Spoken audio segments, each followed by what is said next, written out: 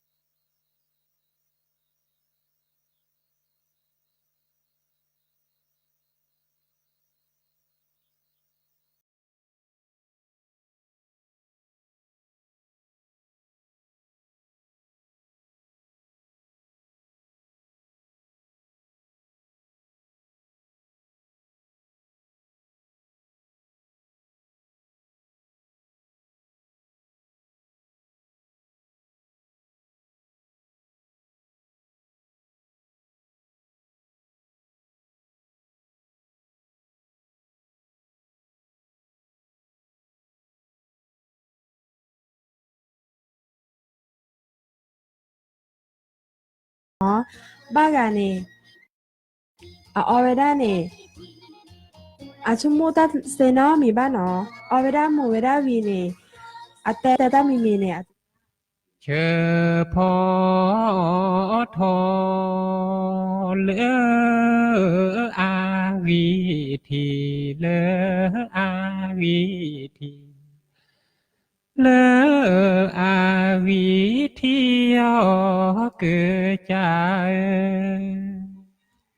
เกิดจากเสปะเมอาอีปะเมอาอีปะเมอาอีเกิดจากเกิดจากเสปะนิโสพอปะนิโสพอปานิโสพอเกิดจากมาบูกว่าเกิดยอเกิดยอเกิดยอเกิดยอเกิดยอเกิดยอเกิดจากโมเมโคเปปาเมวาเปปาเมวานะจอลอโคเมื่อตีเอจอจอลอโคเมื่อตอเอจอโคสู้แจโคเดแจโคกิเมลาเอลาโอโคลาปาเกจาเวโอเนบูกราบไหว้สาธวามครบพระมหาเถระเจ้าครูบาอาจารย์เจ้าพระภิกษุสงฆ์องค์เนนกุศลกุองค์ที่ฟังรายการอยู่ยังวัดวาอารามต่างๆกราบไหว้สาถวายความเคารพหลวงพ่อทำพระครูสาธุกิจจานันท์หลวงพ่อรองเจ้าคณะอำเภอโดยหลอดที่เคารพอย่างยิ่งเจริญพรคณะศรัทธาญาโยมสาธุชนทุกท่านที่ฟังรายการอยู่ยังวัดวาอารามต่างๆอยู่ยังบ้านจองห้องเฮือนต่างๆวันนี้ได้นำรายการธรรมะจากยอดดอยมาพบปะญาโยมศรัทธาสาธุชนเป็นประจำทุกค่ำคืนวันอาทิตย์เวลา20:00 นเป็นต้นไปคณะศรัทธาญาโยมสาธุชนทุกท่านที่ฟังรายการค่ำคืนวันนี้อาตมาภาพได้ดำเนินรายการนี้ออกอากาศที่พระประธาตุเจ้าดอยน้อย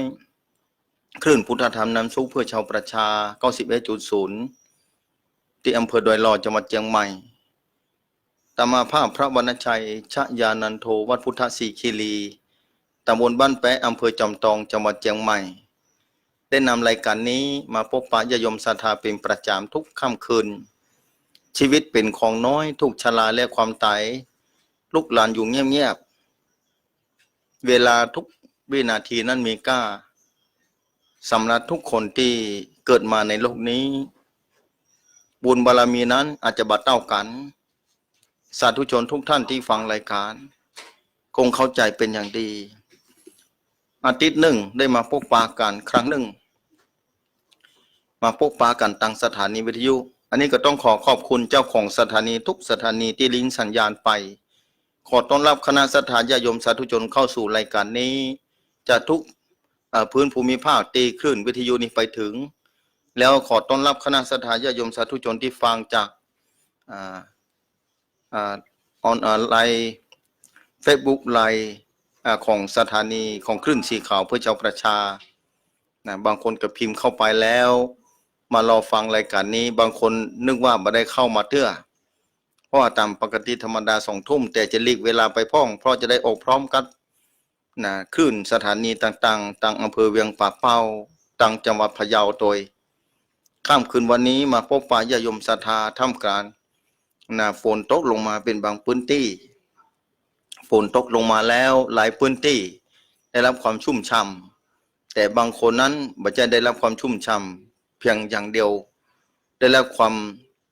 ลำบากได้รับความเสียหายเกิดขึ้นหลายพื้นที่เหมือนกันต้นไม้โค่นลงไปพ้องผลไม้ละไม้ที่ปลูกไปเกิดความเสียหายหลังคาบ้านจ้องหอเฮือนที่ถูกพายุฤดูร้อนพัดผ่านเข้ามาทำให้หลังคาก็บ่มีแล้วก็มีเกิดภัยอุทกภัยพ้องวัฏภัยพ้องส่วนใหญ่จะเป็นวัฏภัยเพราะฉะนั้นให้ระวังไปในตัวเนาะความระวังความประมาทนั้นเป็นสิ่งประเสริฐอย่างยิ่งสำหรับชีวิตของคนเฮาหลายคนที่ฟังรายการค่ำคืนวันนี้อาตมาภาพขอบอกว่าชีวิตของคนเฮานั้นมีค่า ขออภัยเด้อที่จริงร่างกายวันนี้บอกใครปกติเท่าไหร่นักต้องขออภัยตัวแต่เมื่อเวลามาถึงก็ทำหน้าที่อยู่ออกอากาศเนาะสุขภาพปกติธรรมดาเมื่อใจมาเมื่อนานก็ทำให้เสื่อมไปพ้องถ้าไปที่ไหนถ้าได้เจอฝุ่นละอองก็ดีต้องอากาศต้องไอเสียก็ดีจะทำให้หลอดลมแล้วก็เป็นหวัดขึ้นทันทีศรัทธาอันนี้สุขภาพร่างกายเนาะศรัทธาสาธุชนทุกท่านบางคนอาจจะบ่เข้าใจนะบางคนอาจจะบ่ฮู้นะทุกคนเข้าใจสุขภาพร่างกายดีของแต่ละคนเนาะบางคนอาจจะบ่เคยพบปะกับโลคาพยาธิด้วยบุญบารมีจากก่อนปานหลังสั่งสมมาดีทำให้สุขภาพนี้อยู่เย็นเป็นสุขแต่จะเป็นไปทุกความทุกข์อย่างอื่นทั้งหมดแต่บางคนนั้นอยู่สุขสบายนะโดยพวกกษัตริย์ทรงบัตรบริบูรณ์พรั่งพร้อมแต่ปรากฏว่าสุขภาพนั้นบ่เท่าใดนักศรัทธาสาธุชนทุกท่านที่ฟังรายการค่ำคืนวันนี้นะทุกคนนั้นมีชีวิตที่ดำเนินไปท่ามกลางมรสุมของแต่ละคนทุกท่านก็เป็นห่วงศรัทธาเนาะที่ฟังรายการสถานีวิทยุอยู่เพราะว่าชีวิตของคนเฮานั้นมีค่าเสมอนะมีค่ามหาศาลนะดูแลชีวิตร่างกายของเฮาไว้ดีๆเนาะร่างกายชีวิตของเฮานั้นเราต้องอาศัยต้องใจคือคุ้มค่าในวาระสุดท้ายของลมหายใจเลยทีเดียวได้ยินโยมคนหนึ่งโทรมาจากต่างอำเภอเนาะอำเภอหนึ่งมีหลายที่นะได้2-3 สายที่ผ่านมาสายเรื่องนั้นบ่ได้จดบันทึกไว้ถ้าฟังค่ำคืนวันนี้ก็ต้องขออภัยโดยที่เพิ่นมีปัญหาชีวิตบางสายก็จำได้โดยไม่ได้จดก็มีเนาะก็ถ้านึกขึ้นได้จะไปโน้ตไว้บัดจดไว้นะจะจดไว้โน้ตไว้ให้ญาติโยมศรัทธาได้ฟังในอาทิตย์ต่อไปที่บ่ได้จดก็ต้องขออภัยโดยที่บางคนก็โทรมารีบด่วนก็มีเนาะศรัทธาสาธุชนเพราะฉะนั้นชีวิตมีความหมายชีวิตนี้มีค่าสำหรับทุกชีวิตที่เกิดมาในโลกนี้ บอกว่าจะได้พบพระพุทธศาสนาหรือบ่ได้พบพระรัตนตรัยก็ตามมีกล้าสำหรับตัวเก่านะมีกล้าอย่างยิ่งมีกล้ามหาศาลมีโยมโทรมาคนหนึ่งบอกว่าครอบครัวมีปัญหาครอบครัวชีวิตของตัวเก่า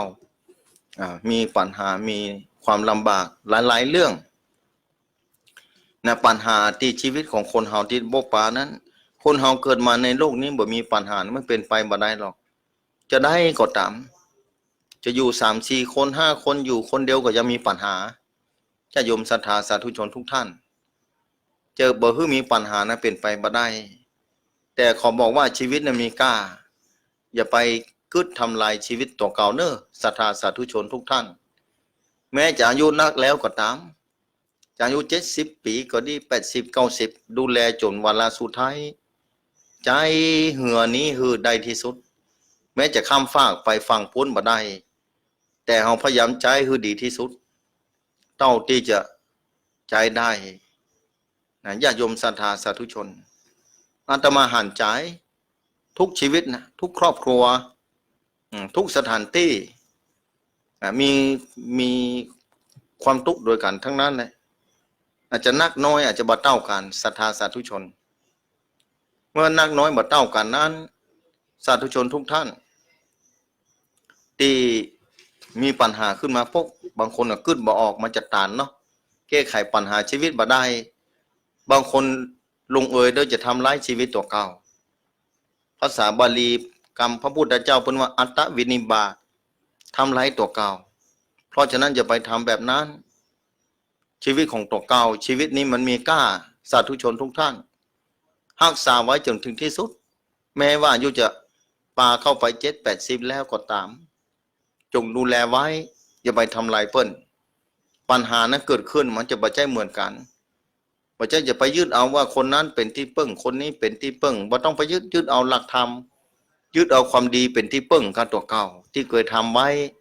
บางคนอาจจะเคยไปทำบุญไปที่วัดที่วาไปช่วยเหลือสาธารณประโยชน์ไปช่วยเหลือคนนั้นคนนี้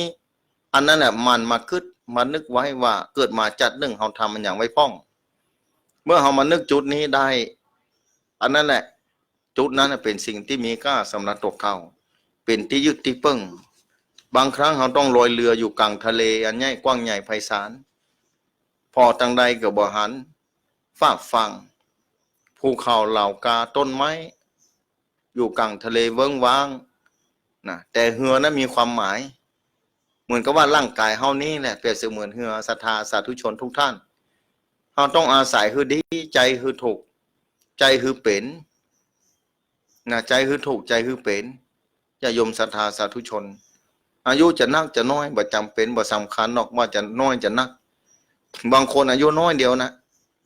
บ่ได้ทำอัตตวินิบาตตัวเก่าแต่ด้วยอุปฆาตกรรมกรรมมาตัดรอนวันนั้นมีคนถามนะนั่งรถไปเกิดอุบัติเหตุนะเจ้าหมู่ก็จากไปเสียก่อน 2-3 คนเพื่อนมาโทรถามว่าจำขึ้นได้ว่าคนเจ้าหมู่3 คนนั้นจะไปที่เดียวกันก็อันนี้เป็นปัญหาที่คุ้นคิดของศรัทธาสาธุชนทุกท่านที่ฟังรายการบ่ได้ฟังรายการเป็นความคิดของศรัทธาสาธุชนทุกพื้นที่ที่กึดอยู่เนาะศรัทธาสาธุชนเพราะฉะนั้น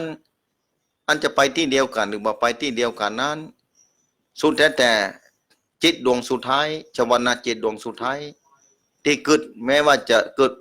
อุปฆาตกรรมอายุบ่นักเท่าใดเตื้อแต่ด้วยแรงกรรมนะตะเกียงที่มีน้ำมันอยู่นะยังลุกช่วงชัชวาลอยู่ไส้ก็ยังมีอยู่เนาะแต่โดนลมใหญ่ปัดมาทำให้ดับไปเสียทั้งที่ตะเกียงนั้นมีไส้อยู่แต่ถ้าอุตะเกียงนี่บางคนอ่อนรุ่นใหม่บ่ฮู้เพราะบ่เคยใช้ถ้าคนอายุบ่ถึง50 ปีอาจจะบ่ฮู้แล้วว่าตะเกียงเป็นอย่างใดพ้องเป็นเสมือนเทียนก็ได้เทียนขายเทียนเล่ม1นี่เทียนก็ยังเหลืออยู่ไส้ก็ยังมีอยู่แต่เจอลมปัดมาแล้วก็ทำให้ไฟที่ลุกอยู่นั้นเปลวไฟดับลงไปทันที เสมือนชีวิตของคนเฮานั้นเกิดมาแล้วนะขณะเดียวกันเจออุปสรรคต่างๆนะหลายเรื่องหลายราวด้วยแรงกรรมทั้งนั้นเดียนเล่มหนึ่งที่เจอลงเป่าที่ติ๊กฟิวเกือบจะดับกับบัดับเกิดจะดับกับบัดับเกิดจะดับกับบัดับนะเกิดจะดับกับบัดับบางทีก็ลู่ขึ้นมาแถมเพราะลมอ่อนลงไปกับนี้ลมใหญ่มาฟิวจะดับแล้วค่ะดับแล้วค่ะลู่ขึ้นมาแถมอันนี้เป็นแรงกรรมเกิดสั่งสมมาไว้บอกฮู้จากเบื้องต้นที่ไหนแต่บางทีเจอลมที่ใหญ่ปัดเข้ามาทำให้ดับไปกำเดียวก็มีจานได้ชัดชีวิตของคนเฮาทุกวันนี้ในโลกนี้ในโลกลาโลกาทั่วโลกบอกว่าประเทศเฮานะศรัทธาต่างประเทศก็เหมือนกันจะมีปัญหาเดียวกันปัญหาคือความทุกข์ถ้าเฮาเข้าใจความทุกข์อยู่กับความทุกข์อันนี้เป็นเหตุคืออูศรัทธาสาธุชนในค่ำคืนวันนี้อ่านจ่ายผู้คนที่ได้รับความลำบากนะที่โทรเข้ามาหานะหลายพื้นที่ที่โทรเข้ามาก็ขอบอกญาติโยมศรัทธาไว้นะขอบอกญาติโยมศรัทธาสาธุชนไว้ว่าชีวิตนั้นมีค่าดูแลให้ดีๆอย่างน้อยเราได้ภาวนาพอลมหายใจเข้าออกนึกว่าความบัดเตี้ยงทุกอย่างหมดมาแน่จะไปทำอะไรก่อนเวลาเนาะญาติโยมศรัทธาบางคนกึดคือว่านี่อยู่นี่มันทุกข์เนี่ยลำบากลำเหลือตายไปเหียดีก้าอันนี้เป็นความคิดที่คนประสบกับความทุกข์ยากลำบากหลายๆเรื่องหลายเรื่องหลายราวเนาะศรัทธาสาธุชนทุกท่านแต่ปรากฏว่าพยายามที่จะคิดมันบางคนจะเนี่ยจะได้ดีแต่ต้องใจขันติคือความอดทนเนาะไปพบปะเพื่อนฝูงไปอู้ไปจ๋ากับคนนั่นคนนี้มันไปแอวหาเพื่อนหาฝูงไปอู้ไปจ๋าบางคนอยู่คนเดียวง่อมลำบากลูกหลานก็บ่อยู่ด้วยก็มีบางคนนะคนเฒ่าบางคนเนี่ยเคยโทรเข้ามาอู้บอกว่าคือดูแลสุขภาพเนอะแม่เนอะคือดูแลจิตใจตัวเก่าไว้ยังบ่ต้องไปกึดอันนั้นนักชีวิตของเขามีค่าบางคนถามว่ามีค่าจะได้ท่านอาจารย์ก็มีค่าสำหรับตัวเก่านะแม่เฒ่าแล้วนะพ่อก็เฒ่าแล้วคุณบอกอยู่มาเมือนแล้วมันใกล้บางคนถามมาแบบนี้ทุกคนน่ะมันใกล้นี่อาตมาเข้าใจดีว่าเบื่อนี่ต้องเบื่อคือถูกเนาะศรัทธาสาธุชนเบื่อโลกนี้จะไปทำอะไรตัวเก่าบ่ได้เมื่อเฮาใกล้น่ะดีแล้วที่ใกล้โลก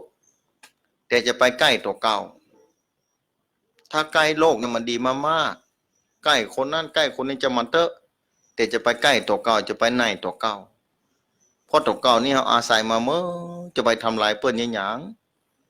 ดูแลตัวเก่าไว้สาธุชนทั้งหลายอุตส่าห์นะอาศัยใจร่างกายมาเมื่อนานแต่ในที่สุดนั้นนะเอาทำลายตัวเก่าคิดจะทำลายตัวเก่าอันนี้น่าสงสารร่างกายเอาใจมาเมือนขนาดไหนจะไปทำลายเปิ้นหยังดูแลเปิ้นไว้สาธุชนทั้งหลายที่มาอูแบบนี้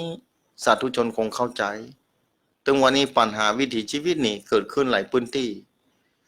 โดยเฉพาะจังหวัดลำพูนนี่แต่ก่อนนี่เป็นจังหวัดหนึ่งที่ทำลายอัตราวินิบัติตัวเก่าเป็นอันดับของประเทศนะน่าหันใจเพราะฉะนั้นถ้าเจอปัญหาชีวิตนี่จะไปท้อศรัทธาจะไปท้อแม้สุขภาพร่างกายจะบ่เอื้ออำนวยนี่มันบ่ใจโป้นเนอะศรัทธาบางคนนึกว่าทำลายตัวเก่าแล้วจะพ้นจากเวรจากกรรมจะพ้นจากในโลกนี้มันบ่พ้นวัฏสงสารนี่มันเย้าไก่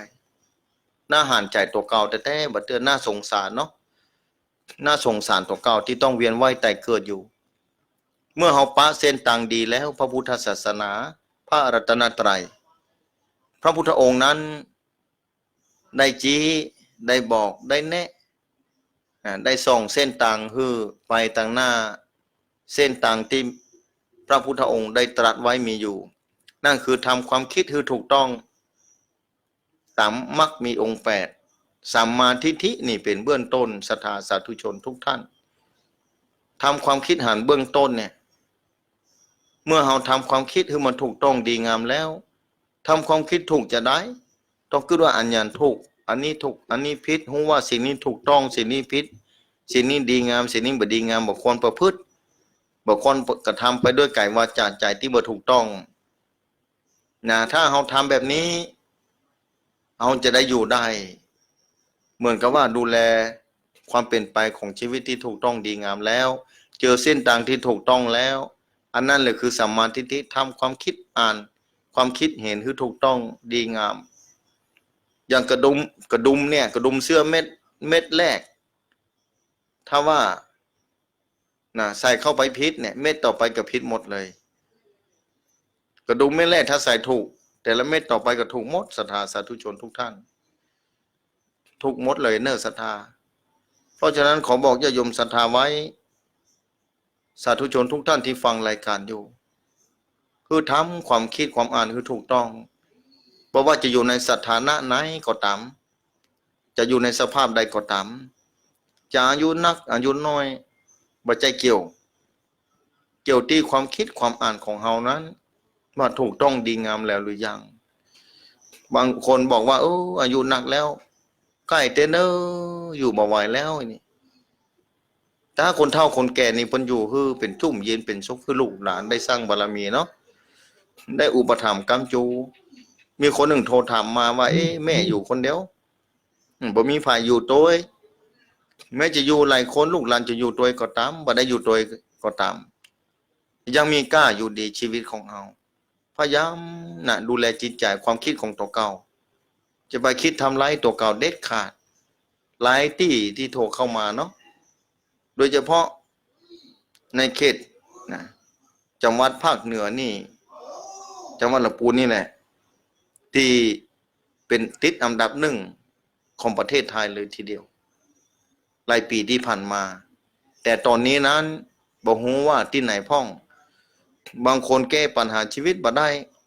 ไปทำลายตัวเก่าไปเสียสาธุชนทุกท่านที่ฟังรายการอยู่ขอฝากไว้ดูแลตัวเก่าคือดีๆเนี่ยศรัทธาชีวิตนี่ถ้าเราเดินทางที่ถูกแล้วก้าวต่อไปก็ถูกหมดแหละศรัทธาแต่เมื่อมาถึงจุดหมายเทื่ออย่างก็เราขี่เรือจะข้ามฟากฝั่งแม่น้ำหรือว่าอยู่กลางทะเลหลวงอยู่แต่เรามายังมาหันฝั่งที่จะข้ามไปเทื่อแต่ต้องพยายามนะขี่เรือไปจนได้แม้เรือนั้นจะอับปางเหมือนกับว่าร่างกายเรานี่มันจะพังไปแล้วเนี่ยอาศัยบ่ได้แล้วคือเป็นธรรมชาติของเปิ้นแล้วแต่บุญแต่กรรมถ้าสลายไปปังไปแต่จิตดวงหนึ่งนั้นที่อยู่อาศัยร่างกายจะต้องเคลื่อนไปแล้วอย่างโยมเปิ้นถามตะกี้ว่าเจ้าหมู่3คนที่เสียไปนั้นจะไปที่เดียวกันก็เพราะฉะนั้นเขาบอกว่านะอาจจะไปคนละที่สุดแท้แต่ความคิดดวงสุดท้ายจิตดวงสุดท้ายถ้ากึศที่ดีก็ไปทางที่ดีต้องใจบุญใจกุศลที่ดีนั่นก่อนใจกรรมที่ดีก่อนถ้ากึศบ่ดีในขณะที่นะลงปัดใส่เปลวเทียนที่ดับไปขณะนั้นถ้ากึศบ่ดีนะก็ต้องไปใจที่บ่ดีก่อนศรัทธาสาธุชนทุกท่านเหงื่อเฮาที่ใจเหมือนกับว่าร่างกายของเฮานี้ต้องอาศัยจนที่สุดพระบาทสมเด็จพระเจ้าอยู่หัวนะองค์รัชกาลที่9พระองค์ท่านได้นะเขียนหนังสือนะประวัติพระเจ้า10 ชาติที่พระพุทธองค์เคยสร้างสมบารมีมานะอันยาวนานแต่10 ชาติสุดท้ายนั่นคือพระมหาชนกพระมหาชนกนี่นั่งเรือนี่เรืออับปางกลางทะเลนะเรืออับปางกลางทะเลตึงเปื้อนตึงฝงตึงคราบบริพารต่างหลายนะระหว่างกลางทะเลพายุใหญ่เข้ามาเรืออับปางไปหมดเลยแตกสลายหมดตัวเก่าก็อยู่ขึ้นไปอยู่เสากระดงพุ่นก็ยังจมแต่ในที่สุดเรือก็บ่มีแล้วนะก็มีเต่าพ่องมีปูพ่องนะลอยขึ้นมาก็ไปอาศัยแต่ตัวเก่าพยายามตอนแรกตัวเก่าพยายามว่ายน้ำไปถึงที่สุดจะพยายามให้ถึงฝั่งคือได้อะแม้จะบาหันฝั่งนี่คือความตั้งไว้ที่ถูกต้องดีงามแล้วนะคนเฮาเหมือนกัน ถ้าร่างกายเฮาอับปางไปเนี่ยถ้าเฮาตั้งต้นไว้ดีคือถูกต้องนะจิตใจของเฮานั้นจะต้องดันโดนหรือดิ้นรนที่เดินทางไปพบต่อไปจัดต่อไปแทนเนี่ยสถาบันสิ้นสุดเนี่ยเขาของว่าวัฏฏะสงสารวัฏฏะสงสารนี่น่ากึดน่าคิดบางคนอันอย่างคือวัฏฏะสงสารนะวัฏฏะสงสารนี่31ภพภูมิสถาสาธุชนทุกท่านที่ฟังรายการอยู่31ภพภูมินี้เนี่ยเราก็ต้องท่องเที่ยวไปท่องเที่ยวมาตั้งลุ่มเพิ่นฮ้องว่าอบายภูมิมี4อย่างนั่นคือนรกเปรตอสุรกายสัตว์เดรัจฉาน4อย่างนี้เพิ่นว่าภูมิที่ตกต่ำลงไปนั่นคืออบายภูมิแล้วภูมิต่อไปนั้นนะภูมิต่อไปนั้นคือภูมิมนุษย์สูงขึ้นมาแถมแล้วสูงขึ้นไปแถมคือสวรรค์6ชั้นพรหม20ชั้นแบ่งเป็นลูกประพรหมนะ16ชั้นลูกประพรหม4ชั้นสถาสาธุชนทั้งหมดรวมเป็น31ภพภูมิด้วยกันนี่เปิ้นว่าวัฏฏะคือวนเวียนไปวงเวียนมาไปเป็นเทวดาแล้วถ้าบุญเสี่ยงก็ต้องลงมาเกิดแถมลงมาเกิดใจกรรมจะไปพบใดภูมิใดก็บ่แน่นะถ้าไปเป็นพรหมแล้วหมดบุญอายุขัยของพรหมก็ต้องมาเกิดแถมเพราะฉะนั้นบ่สิ้นสุดพระพุทธองค์เปิ้นตรัสรู้ฮู้เส้นต่างว่าเนี่ยจะได้ยื้อพ้นทุกข์เนี่ยจะได้ยื้อพ้นจากวัฏฏะสงสารนะสัทธาพอค้นปะอริยมรรคมีองค์8ขออภัยเส้นทางมรรคมีองค์8อริยสัจ4ค้นพบสัจธรรมอันเที่ยงแท้แน่นอนด้วยตัวเก่าพระองค์พยายามทำเต็มที่จนที่สุดหลุดพ้นจากออกจากวัฏฏะสงสารได้ก็เป็นลายแทงที่เทศนามาตลอดเวลาเทศนาตลอดเวลาสาธุชนทุกท่านพระองค์ท่านเดินเทศนา45ปี45พรรษามาโดยตลอดพระองค์เทศตลอดเวลาแม้พระวรกายของพระองค์นั้นจะเมื่อยล้าเข้าสู่วัยชราแล้วพระองค์ก็บ่ย่อท้อเพราะด้วยบารมีของพระองค์ท่านด้วยเมตตาบารมีบ่มีที่สิ้นสุดบ่มีประมาณต่อสัตว์โลกทั้งหลายคือเดินทางเส้นนี้จนได้ญาติโยมศรัทธาสาธุชนทุกท่านที่ฟังรายการเนี่ยพระเมตตาของคุณพระพุทธเจ้านะมหาศาลอย่างยิ่งแม้พระองค์นี่ได้เข้าสู่มหาปรินิพพานไปแล้วพระองค์ยังถ่ายทอดวางแผนที่นะวางแนวทางเส้นทางนี้ไว้คือสืบทอดกันมาจนถึงวันนี้จะหันได้ว่าภายพ่องถ้าว่าเจอเส้นทางที่ถูกต้องดีงามแล้วก็จะเดินทางเส้นนี้คนที่ประพฤติปฏิบัติธรรมที่เข้าใจเป็นอย่างดีแล้วเพิ่นจะบ่อู้บ่อันหยังนักเพิ่นจะแต่อันนะกำอู้มันจะบ่มีอันหยังนักเพราะบ่สงสัยแล้วหมู่เฮาเจ้าข้าญาติโยมศรัทธาสาธุชนที่ฟังรายการอยู่เฮายังสงสัยอยู่แล้วสงสัยเล่าเพราะฉะนั้นอันนี้คือเป็นอุปสรรคของการเดินทางวัฏฏะสงสาร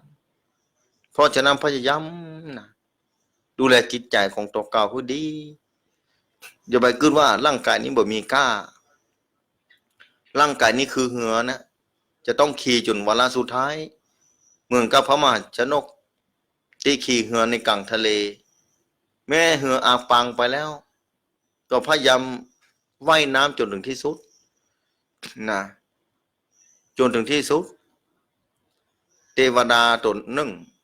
ชื่อนางเมขลามาถามว่ามีประโยชน์อันหยังว่ายน้ำบ่หันฟังก็ว่ายหยังก็ดีกว่าที่บ่ได้ว่ายผู้มีปัญญาในโลกล่าโลกานี้นะจะปล่อยให้จมบ่ได้จะคือหยังแม้จะบ่หันฟังแต่เมื่อการพยายามนะพยายามคือความเพียรน่ะพยายามว่ายน้ำไปอยู่นั่นแหละคือที่ว่าบุรุษที่มีกล้าทำชีวิตนี่คือมีกล้าอยู่เพราะบ่ต้องจมเตื้อท่านที่บ่หันฟังท่านที่บ่หันฟังเตื้อแต่จะต้องทำหน้าที่คือถึงที่สุดเพราะมีโอกาสไปได้อยู่ว่ายน้ำไปได้อยู่มีกล้ามหาศาลเนี่ยศรัทธาสาธุชนทุกท่าน ชีวิตนี่จะไปนึกว่านัก ขออภัยบางคนอายุ70-80 ปีแล้วศรัทธาสาธุชนโหอยู่มาเมินแล้วนี่บางคนบอกแต่ถ้ามานึกถึงวัฏฏะสงสารยาวไกายเนี่ยคำเดียวศรัทธาคำเดียวก็หมดชาติหนึ่งแล้วคำเดียวก็หมดชาติพระพุทธเจ้าเปรียบไว้ชีวิตว่าเหมือนน้ำค้างบนยอดหญ้าเวลาหน้าหนาวเนี่ยศรัทธาจะหารได้บนยอดหญ้าเวลาหน้าหนาวพอตะวันแดดส่องจ้าลงมา7-8 โมงเจ้า9 โมงเข้ามาแล้วยอดหญ้าที่มียศน้ำค้างติดอยู่เดี๋ยวก็ค่อยหายไปชีวิตก็มาตั้งจากยศน้ำบนยอดหญ้าในเวลายามหนาว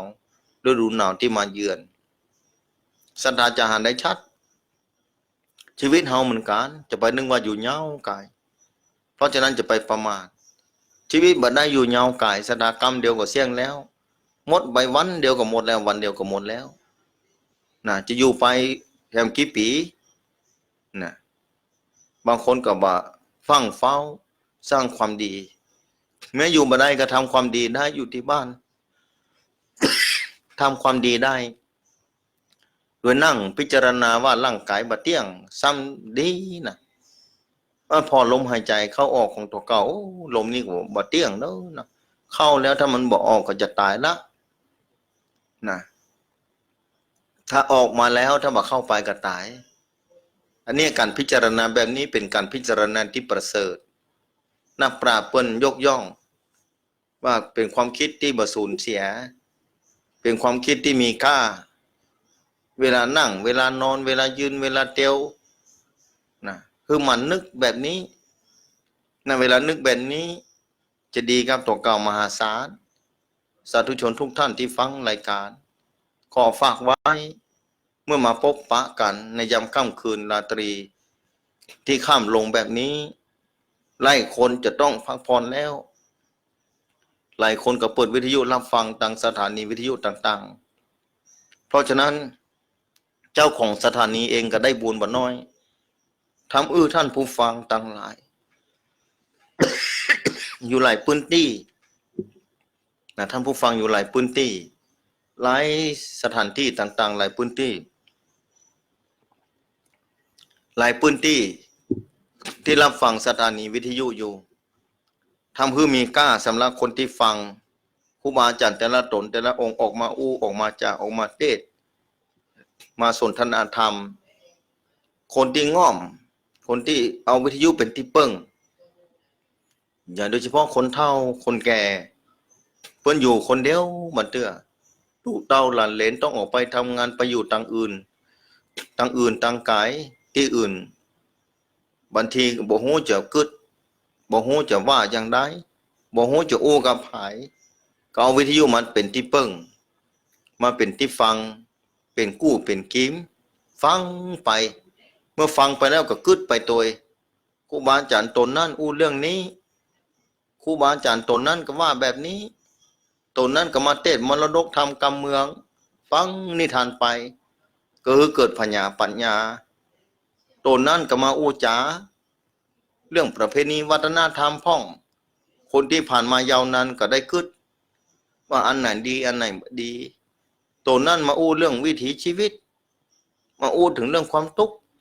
วิธีการดับทุกข์จะแย่อย่างใดมาอู้ถึงชีวิตที่มีค่าควรรักษาไว้แบบไหนสาธุชนทุกท่านที่ฟังรายการขอดูแลร่างกายจิตใจคือดีๆเนาะจะไปทำลายแต่ร่างกายจิตใจของเฮานั้นมีค่าสาธุชนทุกท่านดูแลคือดีที่สุดเท่าที่จะดีได้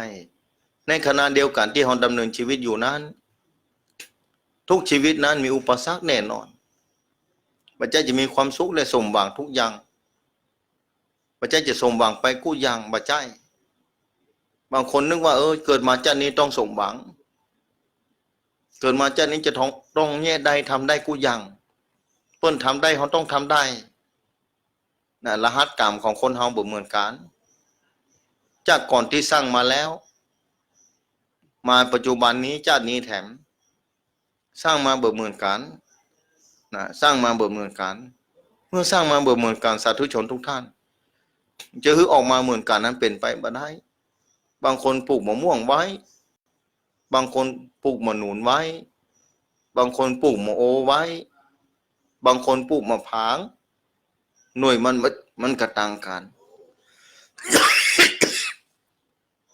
บางคนปลูกมะเขือระยะเวลาก็น้อยเวลาปลูกไปเดือน2 เดือนกันคือผลคือหน่วยแล้วอย่างปลูกมะม่วงมะโอมะนาวมะหนุนมะขุนนะมะพร้างก็ดีต้องใช้เวลาหลายปีกว่าจะหั่นหน่วยหั่นออกดอกออกหน่วยคือเฮาได้กินได้ใช้บุญคุณความดีเหมือนกันที่เฮาสร้างไว้ไม่ใช่ว่าจะสร้างจัดนี้ได้จัดนี้บางคนโอ้ทำดีบ่ได้ดีบางเคยมาอู้มาจ่ามาปรารภกับเก้ากับผมอาตมาภาพก็เลยบอกว่าหน้าหันใจโยมจะต้องทำความคิดเพื่อดีเหลือเก่า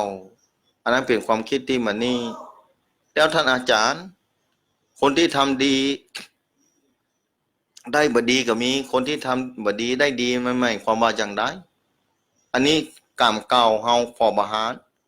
บางคนเคยสร้างมาไว้จากก่อนแต่จากปัจจุบันนี้ทำดีเปลี่ยนคนที่อู้ดีทำดีคิดดีตลอดสร้างบุญสร้างกุศลสร้างช่วยเหลือสาธารณประโยชน์เสียสละเวลาไปช่วยเหลือคนนั้นไปทำคนนี้คนนี้อยู่ดีมีสุขพยายามสร้างบารมี แต่ก็ยังเกิดอุปสรรคอุปสรรคต่างๆของชีวิตก็ยังมีเป็นจะได้เหมือนเถอะอุตส่าห์ทำความดีนี่แบบปะความดีซะเตื้อแต่ความดีเหล่านั้นเรากำลังสร้างเหมือนว่าต้นไม้เรากำลังปลูกเมื่อเรากำลังปลูกต้นไม้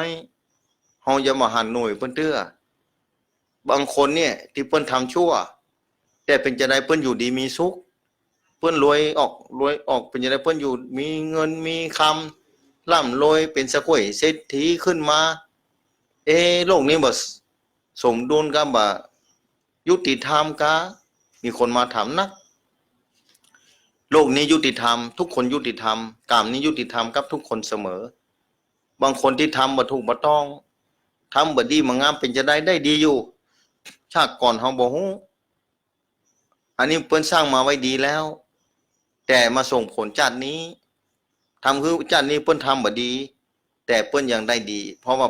หน่วยมันออกเห็นแล้วหน่วยที่ดีที่เคยสร้างไว้อยู่ดีมีสุขแต่หน่วยที่บ่ดีที่สร้างชาตินี้ความบ่ดีที่เพิ่นทำชาตินี้บางทีบ่ส่งผลเตื้อแต่บางคนจะหันได้ชัดส่งผลชาตินี้ก็มีฮือหันบ่อยครั้งบอกว่าจะเป็นผู้หลักผู้ใหญ่ผู้น้อยบางคนพยายามทำสิ่งที่บ่ดีประมาทในชีวิตพอถึงเวลาปุ๊บไปบ่ได้ไปบ่รอดเสร็จแล้วเจอทางตันเพิ่นว่าเจอทางตันนะเจอทางที่ไปบ่ได้เสร็จแล้วทางอุดตันเสร็จแล้วเส้นทางไปบ่ได้ท่านที่อายุ50ไปก็มี60ไปก็มีทำให้ได้รับความทุกขเวทนาตึงกายตึงใจบางคนถึงก็ล้มละลายไปหมดเคยเป็นเศรษฐีมายาวนานมีฮือหันบ่อยครั้งอันนี้คือส่งผลแล้วทำปัจจุบันนี้เพราะบุญเก่าที่ใจมาโดยตลอดมันเสี่ยงเสียก่อนตัวเก่านึกว่าทำความชั่วบ่เป็นหยังทำความชั่วบ่ใจเป็นหยังพอนี่เฮารวยออกรวยนี่อยู่ดีมีสุขแต่เมื่อถึงเวลาแล้วมายาวนานนะบุญเก่าที่สร้างไว้ใครจะไปรู้ว่ามันจะเสี่ยงวันไหนปรากฏว่าบุญเก่าที่เคยสั่งสมมาดีที่มาอุดหนุนมาตลอดมดลงไปเท่าน้อยมดลงไปแล้วสิ้นสุดลงไปทีนี้กรรมที่บดีสร้างไว้จากก่อนก็มีสร้างไว้ปัจจุบันนี้ก็มีมาส่งผลให้ทันทีเลยก็สามารถที่จะแก้ไขได้ท่านอาจารย์ช่วยกรรมเด้อท่านอาจารย์แต่มาจะช่วยอันยังได้โยมเอ๋ยแต่มาภาพเองก็ช่วยตัวเก่าบ่ใจรอดบ่ใจได้เตื้อก็พยายามกุลีกุจอว่ายน้ำกุลีกุจอช่วยกันพายเรือที่จะข้ามทะเลวัฏสงสารอยู่โยมจะจมน้ำอาตมาบ่สามารถที่จะช่วยได้ในบางอย่างนะนอกจากในขณะที่อยู่ในเรืออยู่ ในขณะที่อยู่ในเรืออยู่ก็บอกว่าจะไปโดดน้ำเด้อ น้ำจะไปโดดนะถ้าโยมฟังก็อยู่ในเหือได้แต่ว่าถ้าโดดลงไปแล้วใครจะไปช่วยได้ไปทำที่สิ่งที่บดีไว้บางทีสิ่งบดีส่งผลก็มีนักศรัทธาไล่คนมาเตื้อทุกอกมองใจบางคนบอกว่าโอ้ผมนี่พยายามทำความดีถึงวันนี้ผมทำความดีนะแต่ปรากฏว่าทำไปทำมาปรากฏว่าก็หามาเข้าวัดก็หาช่วยเหลือคนก็หาสร้างสาธารณประโยชน์แต่สิ่งที่บดีนั้นมหาศาลสิ่งที่บดีนั้นโอ้หนักหนาเหลือเกินมีหลายอย่างศรัทธาสาธุชนแล้วบอกว่าผมเนี่ยทำความดีมาตลอดแบบนี้ก็มีเหมือนกันน่าหันใจทุกชีวิตน่ะน่าสงสารน่าอินดูน่าหันใจเป็นอย่างยิ่งทุกชีวิตน่าสงสารน่าอินดูเพราะว่าบางทีบ่ฮู้มันบ่แจ้งเมื่อบ่แจ้งเนี่ยการเดินทางของเราลำบากเวลาค่ำยามค่ำคืนมาต้องอาศัยแสงสว่างเกิดมาชีวิตนี้ต้องอาศัยปัญญาอาศัยความหูดีหูบ่ดีหูดีก็หูบ่ดีนั้นถ้าเฮาหูดีเขาจะได้นี่ควรท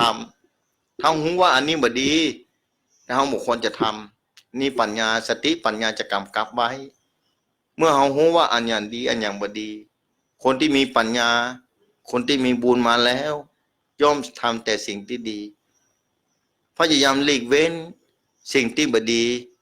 เพราะบ่กล้าเข้าใกล้ บ่กล้าเข้าใกล้นะบ่กล้าเข้าใกล้กลัวนะศรัทธาสาธุชนกลัวต่อสิ่งที่บ่ดีกลัวจะส่งผลทีหลังงั้นเนี่ยคนมีฮิริคนมีโอตตัปปะมีความเก่งกลัวต่อสิ่งที่บ่ดีต่อบาปกรรมที่จะส่งผลภายหน้าอันนี้เพิ่นจะหลีกเว้นอันนี้เพิ่นฮ้องว่าคนนั้นมีใจสว่างมีใจแจ้งมีปัญญามีปัญญาสามารถลบหลีกต่อไม้หลุมต่างๆที่จะต้องคับพวงมาลัยชีวิตของตัวเก่าบ่ต้องไปล่มไปจมบ่ต้องไปโดนต่อไม้บ่ต้องไปตกใส่หลุมใส่มงที่อยู่กลางทางสามารถลบหลีกเว้นไปได้ด้วยแสงไฟแห่งปัญญาของตัวเก่าในท่ามกลางดำเนินชีวิตในชาตินี้และชาติต่อไปต่างหน้าบุญทุกอย่างที่ศรัทธาธรรมบ่หายกรรมที่บดีที่ทำขึ้นนั้นก็บ่สูญหายอันไหนที่จะฮื้อผลเท่าอันแต่เมื่อคนเฮานั้นพยายามทำความดีเรื่อยๆแม้ความชั่วจะตัวมาส่งผลแต่บ่ย่อท้อเมื่อความดีนักขึ้นในที่สุดความชั่วตัวบ่ตานละเพราะเฮามีแหงนักกลัวยี่เป็นโทษเนื้อศรัทธาขอฝากไว้ชีวิตนี้มีค่าสำหรับทุกคนทุกชีวิตที่เกิดขึ้นมานี้อย่าไปท้อถอยกับชีวิตสาธุชนทุกท่านหันใจนานหลายชีวิตที่ได้ประสบความบ่สำเร็จในชีวิตบางคนก็ว่าเกิดมาชาตินี้บ่มีประโยชน์แล้วทำอันหยังก็บ่สำเร็จทำอันหยังก็บ่ได้ดีสักเตื้อกับเปิ้นแต่เราต้องอ่านใจต้องรู้จักตัวเก่าต้องรู้จักความเป็นไปของเรื่องของกรรมภายเชื่อเรื่องบุญเรื่องกรรมเท่าอันนะชีวิตจะเป็นสุขมหาศาลถ้าคนใดบ่เชื่อเรื่องบุญเรื่องกรรมคนนั้นจะมีความทุกข์นักมีความทุกข์โดยบ่รู้สึกตัวบางครั้งทำความชั่วตลอดเพราะว่าความชั่วความบ่ดีบ่ส่งผลเตื้อรับตาทำไปเรื่อยๆหน้าหันใจนี่มืดไงคนนี้มืดเนี่ยนึกว่านึกว่าบ่เป็นหยังบ่หยังโอ้นึกว่าบ่เป็นหยังอันนั้นแหละอันตรายที่สุดที่นึกว่าบ่เป็นหยังแต่ถ้าคนแจ้งนี่บ่สงสัยแล้วบ่นึกแล้วบ่นึกว่าแล้วฮู้ทันทีแต่คนที่บ่ฮู้นี่นึกว่าบ่เป็นหยังนะนึกว่าบ่เป็นหยังอันนี้แหละคืออันตรายที่สุดคำว่านึกว่าบ่เป็นหยังคำว่านึกว่าบ่เป็นหยังนี่แหละอันตรายที่สุดจะไปมีในชีวิตนี้คำว่านึกว่าบ่เป็นหยังจะไปเกิดขึ้นในชีวิตเด็ดขาดแต่เฮาห้ามบ่ได้ความเผลอเฮามีเพราะมันบ่แจ้งเต็มที่อย่างที่อู้กันนะปัญญาบ่เต็มรอบสติบ่เต็มที่ทำให้นึกว่าบ่เป็นหยังเกิดขึ้นบ่อยครั้งสำหรับชีวิตของทุกคนในโลกนี้บางคนบ่ฮู้เลยว่าอันหยังบ่ดีอันหยังบ่ดี นะแม้ต่างประเทศถึงวันนี้กำลังเข้ามาศึกษาพุทธศาสนาตั้งเอเชียตั้งประเทศตะวันออกพยายามเดินทางข้ามน้ำข้ามทะเลตั้งยุโรปอเมริกาเดินทางเข้ามาศึกษาพระพุทธศาสนามาศึกษาหาความรู้ว่าตั้งเอเชียตะวันออกนี่มีอันอย่างดีพ้องศาสนาคืออันอย่างบางประเทศบ่ใช่มีศาสนาเอากฎหมายเป็นที่ตั้งที่เขียนกันขึ้นมาที่มนุษย์เขียนกันขึ้นมากำหนดกฎเกณฑ์ผูกมัดตัวเก่าไว้ว่าอีบ่ได้อย่าอีได้แต่ในที่สุดบ่ฮู้ว่าชีวิตมันมีค่าอย่างใดก็ยังมีความทุกข์อยู่บางคนร่ำรวยเป็นเศรษฐีก็ยังมีความทุกข์อยู่แต่ปรากฏว่า เดินทางมาทางเอเชียตะวันออกบางคนไปประเทศจีนพ่อง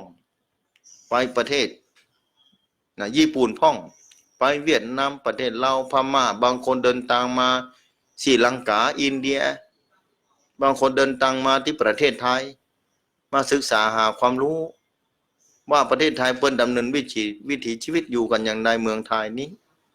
พอมาฮู้มาเข้าใจหลักพุทธศาสนาทำให้ดีอกดีใจนะเข้ามานุ่งขาวห่มขาวประพฤติปฏิบัติธรรม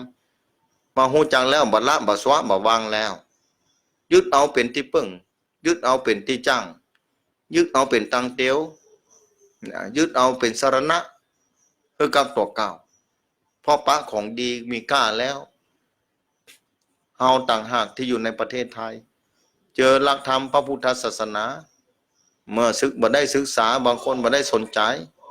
บางคนสนใจเล็กๆน้อยๆบ่ใจเส้นตังค่ะทำดีบ่ได้ดีก็เพิ่นสะเตื้อบ่ต้องเชื่อบ่ต้องไปทำมันละทำจะได้ก็ได้เอาใจว่าแบบนี้ก็มีอยู่บ่น้อยเหมือนกันสังคมเลยวุ่นวายซับซ้อนสารพัดอย่างถึงวันนี้เป็นห่วงญาติโยมศรัทธาเพราะฉะนั้นขอบอกศรัทธาไว้ทุกชีวิตนั้นมีค่ามหาศาลขออย่างน้อยที่สุดก่อนนอนก็ถ้ามันทุกข์หนักแก่ก็ก้อยแอบพอลมหายใจตัวกาวว่าลมนี่มันเข้าออกอย่างไรเคยสงสัยพ่องคอว่าเวลาหลับเวลานอนว่าเขาจะตื่นขึ้นมาเมื่อใดเวลาหลับไปแล้วจะได้ลุกขึ้นมากระเพื่อนก่อจ้ามาพอลมหายใจตัวเก่าว่าหายใจเข้ามันเข้าจะได้ลมนะถ้าลมบ่มีแล้วนี่ร่างกายเขาจะอยู่ได้ก่อลองพิจารณาพอเถอะศรัทธาสาธุชนเพราะฉะนั้นแอบพอลมหายใจพ่องก่อนนอนเนาะในค่ำคืนวันนี้ศรัทธาสาธุชนที่ฟังอยู่ก็ก้อยแอบพอลมหายใจตัวเก่าเนอะว่าลมหายใจตัวเก่านั้นมีค่าขนาดไหนจะยุ่ยเข้าสู่สถานะใดก็ตามวัยตั้งแต่วัยน้อยจนถึงวัยนี้วัยชราแล้วนะลมหายใจมีค่าสำหรับทุกวัยมีค่าสำหรับทุกชีวิตในโลกนี้บอกว่าสรรพสัตว์ทั้งหลายก็ต้องอาศัยลมหายใจยิ่งของคนเฮานี้ถ้าผ่ายพอลมหายใจก่อนนอนแต่พอเปิ้นซะน้อยพอเปิ้นช่วยเฮามาตลอดตั้งแต่ออกจากท้องแม่ออกจากภาคะมารดาออกมาแล้วพอเปิ้นว่าเปิ้นช่วยเฮาอย่างใดพ้องถ้าบ่มีเปิ้นนี่ร่างกายเฮาจะเป็นจังได๋ชีวิตจะเป็นอย่างใดเนี่ยสาธุชนทุกท่านที่ฟังรายการอยู่ขอฝากไว้กับญาติโยมศรัทธาสาธุชนทุกท่านที่ฟังรายการถ้าดูแลวิถีชีวิตดูแลจิตใจตัวเก่าดูแลร่างกายคือดีแม้บางคนร่างกายจะป่วยแต่จะไปหื้อใจมันป่วยเนอะศรัทธาร่างกายจะเตี้ยวบ่ได้บางคนจะต้องประคองตัวเก่าไว้ลูกหลานมาประคองบางทีจะต้องกลับไม่เต้าอันนี้คือร่างกายเริ่มเสื่อมโทรมลงไปแล้วเอาใจมาโดยตลอดแต่ต้องพยายามประคองให้ดีใจให้ดีดูแลเปิ้นไว้พอใจเปิ้นฮื้อเฮามาเมื่อนานแล้วบางคนแต่ลมหายใจนี่กะลมหายใจนี่จะต้องต้องพยายามพอคือตรงวันแล้วศรัทธาจะมีความสุขขึ้นมาจากการพอลมหายใจก่อนนอนในขอฝากญาติโยมศรัทธาสาธุชนไว้อย่าได้ลืมเปิ้นจะไปลืมลมหายใจเนาะก่อนนอนแอบพอเปิ้นพ่องเพราะเปิ้นช่วยเฮาบางคนคิดจะทำลายร่างกายตัวเก่าอีเป็นต้นน่าสงสารจะไปทำแต่ เพราะร่างกายเฮาเนี่ยลมหายใจช่วยเฮาตลอดก่อนที่จะจากโลกนี้ไปแอบพอลมหายใจพ่องเน้อศรัทธาอาจจะได้ช่วยพอเร็วพอเวลาจะประกาศข่าวสารงานบุญก่อนเนาะสาธุชนทุกท่านที่ฟังรายการมีข่าวสารงานบุญนะอย่างวันนั้นก็ไปประชุมหลายที่นะบุญกุศลที่จะมาถึงนะวันที่16-17 เดือนพฤษภานี้นะงานเปลี่ยนผ้าครูบาเจ้าชัยวงศาพระพุทธบาทห้วยต้มหมู่บ้านนี่หลายปานหลังคาล้วนแต่พี่น้องปกัญญอทั้งนั้นอยู่ในเขตตำบลนาทรายอำเภอลีนี่พระพุทธบาทห้วยต้มรอยพระพุทธบาทอยู่ที่ห้านนะครูบาท่านเจ้าได้มาเกิดมาสร้างบารมีพี่น้องปกัญญอมาอยู่ตัวเป็นร้อยเป็นปานจากปานเป็นหมื่นอยู่ในพื้นที่นะบ้านพระพุทธบาทห้วยข้าวต้มนะวันที่15 16 17นั้นวันที่17นี่เป็นวันเปลี่ยนผ้านะวันที่16นี่จะแห่ควอตานต้นใหญ่น้อมเรียนเจิญเนอญาติโยมศรัทธาสาธุชนทุกพื้นที่นะไปร่วมบุญร่วมกุศลกันที่อำเภอลีที่วัดพระพุทธบาทห้วยต้มคนไปกันเป็นหมื่นนะหลายคนที่ไปวันนั้นแม่จิรพันธ์โมป้อบอกว่าคงไปปะกันทั้งปุ้นเนอท่านอาจารย์นะไปปะกันที่ปุ้นนะบางคนหลายคนที่โทรถามแต่เจ้าคนตามอำเภอไปก็โทรมา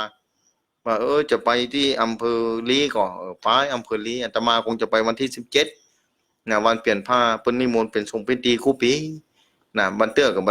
ได้ปกป้ากันอยู่กายกับหันหน้ากันแล้วบ่มีเวลาตั้งตายกันเนาะก็ต้องขออภัยตัวเนาะศรัทธาเนาะแล้ววันที่17เหมือนกันที่วัดน้ำต้องนี่เบอร์จะส่งน้ำพระธาตุ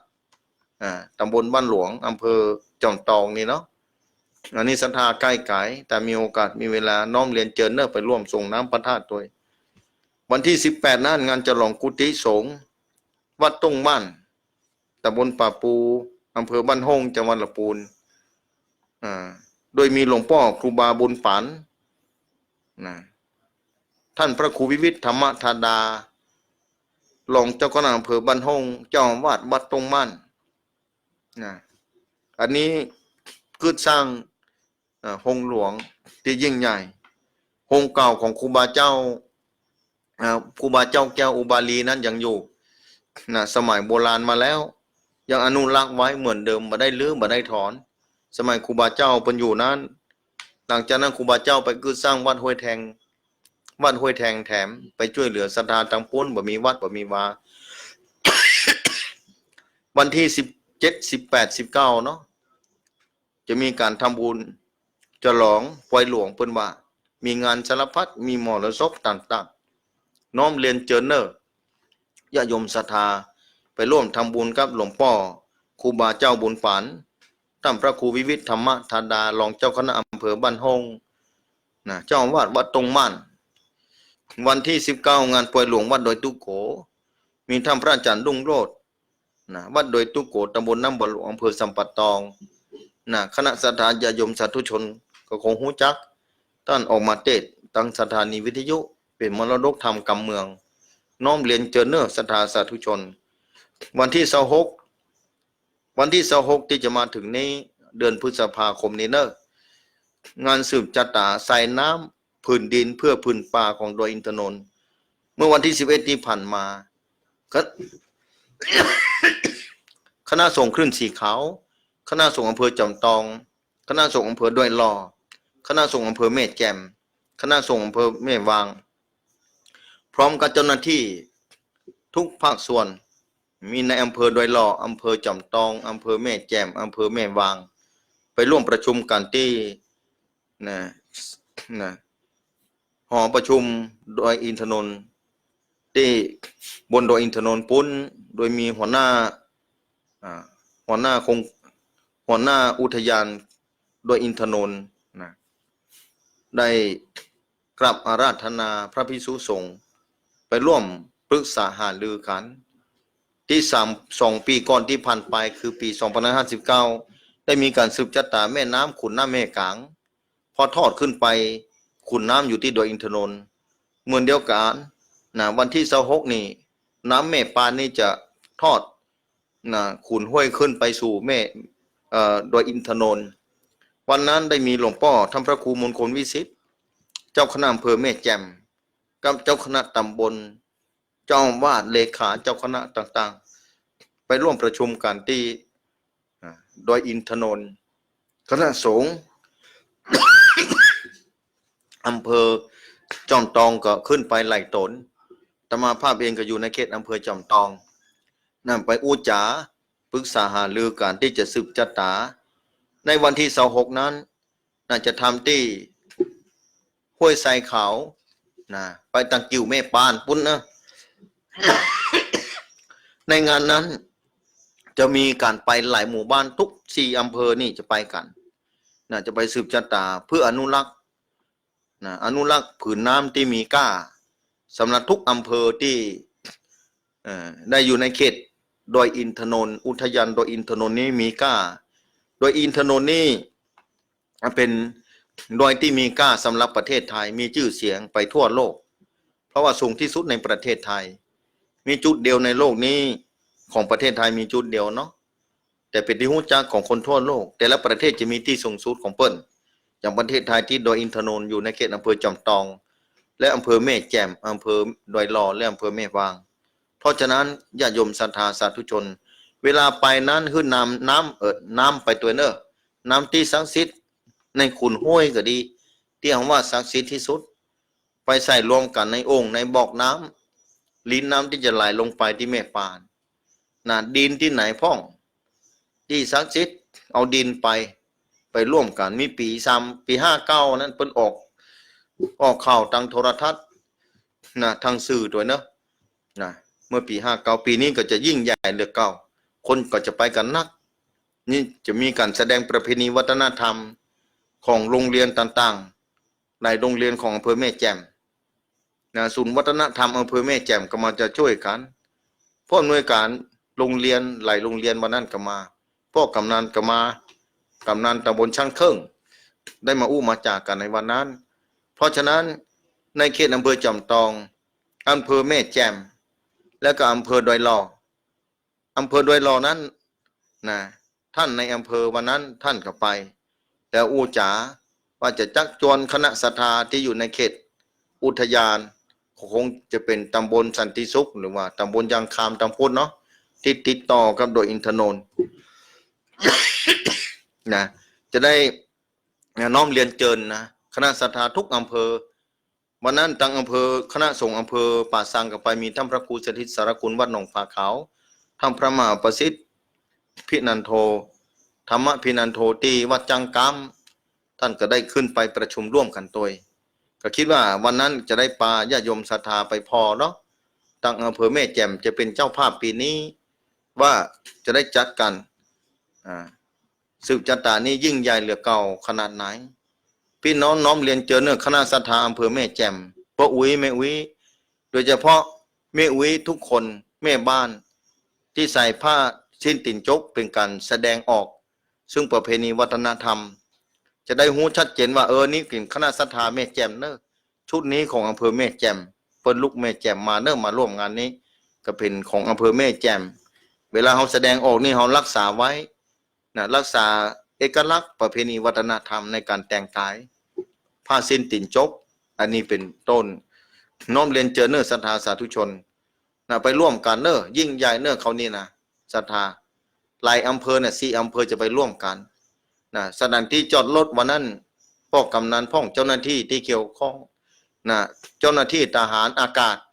ที่ขึ้นไปทำหน้าที่อยู่บนดอยอินทนนท์นั้นก็ลงมาประชุมด้วยกันก็คงจะอำนวยความสะดวกคือแก่คณะศรัทธาญาติโยมครูบาอาจารย์เจ้าที่นำปาญาติโยมศรัทธาไปร่วมกันในวันนั้นอันนี้คือจิตอาสาแม้พระสงฆ์ที่เจริญพุทธมนต์ในวันนั้นก็บ่ได้เอาก้าปัจจัยที่ทำบุญเป็นก้าเทศก้าสวดก้าอย่างบ่มีไปร่วมกันด้วยจิตใจที่จะทำให้ผืนน้ำผืนดินเพื่อผืนป่าโดยอินทนนท์ให้ยั่งยืนต่อไปต่างหน้ายาวไกลให้ลูกหลานต่อไปได้หู้ได้หารนะจะได้อยู่เขียวขจีอยู่แบบนี้ตลอดไปอันนี้เป็นความหวังของหมู่เฮาต่างหลายที่จะได้ช่วยกันอนุรักษ์ไว้เพราะฉะนั้นปาการขึ้นไปเนาะไปสูมอากาศเย็นๆที่โดยอินทนนท์ วันที่30ที่จะมาถึงนี้ จะมีงานสืบชะตาอายุวัฒนมงคลของท่านพระครูกัลยาณประโมทหรือท่านพระอาจารย์สมหวานวัดม่อนห้วยแก้วน้อมเรียนเชิญญาโยมศรัทธาสาธุชนบัดเต้าแต่นั้นท่านพระครูกัลยาณประโมทจะได้นำพระแก้วจุยเจียพระแก้วเขาจุยเจีย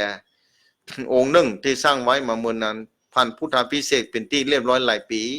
ที่ญาโยมศรัทธาสาธุชนไปร่วมกันครั้งนั้นมี3 องค์ด้วยกันมีวัดหนองผ้าเขาพระแก้วจุยเจียองค์หนึ่งและวัดพุทธศรีคิรีองค์หนึ่งแต่วันนั้นของวัดม่อนห้วยแก้วจะนำออกมาแห่คือญาติโยมศรัทธาได้หารปุ๋ยข้าวดอกไม้และสละสลงโดยน้ำขมิ้นทรงปล่อยที่วัดม่อนห้วยแก้วได้ยินว่าจะไปเอาน้ำอันศักดิ์สิทธิ์ที่บนดอยอินทนนท์มาเป็นน้ำส่งพระพุทธรูปแก้วขาวพระแก้วจุยเจียตัวอันนี้ที่วัดม่อนห้วยแก้ววันที่30ที่จะมาถึงนี้เนอะบางคนก็จะร่วมกันไปทำบุญตั้งลงทานอย่างต่างๆก็น้อมเรียนเจอเนอะวันที่30ที่จะมาถึงนี้อาตมาภาพเองก็จะร่วมสืบชะตากับท่านเพราะว่าเกิดปีเดียวกัน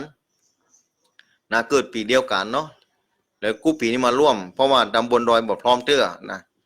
แล้ววันที่15 กรกฎาคมมีการหล่อเตียนเนอะสาธุชนวันที่15นี่ประจำปีของคลื่นสีขาวประจำปีของคลื่นสีขาวศรัทธาสาธุชนวันที่15 กรกฎาคมปีนี้ก่อนเข้าพรรษาวันที่15 กรกฎาคมนี้จะมีการหล่อเตียนที่วัดม่อนห้วยแก้ว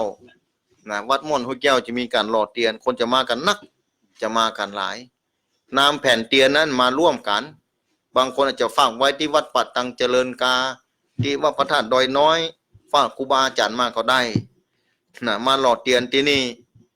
เตียนนั้นจะนำไปหล่อที่วัดม่อนห้วยแก้วจะมีการหล่อเตียนประจำกู้ปีมีเวลาวันที่15เนอะสังฆนาศรัทธาสาธุชนทุกท่านที่วัดม่อนห้วยแก้วตำบลดอยหล่อศรัทธาสาธุชนหลายคนก็คงรู้จักเป็นอย่างดีวัดม่อนห้วยแก้วของท่านพระอาจารย์ทัพพระครูกัลยาณประโมทวัดม่อนห้วยแก้วแล้วในขณะเดียวกันนั้น บางคนก็ถามว่าท่านอาจารย์นิมนต์พระสงฆ์กี่ตนแล้วเจ้าภาพสังฆทานมิลากาวันนั้นก็บอกว่า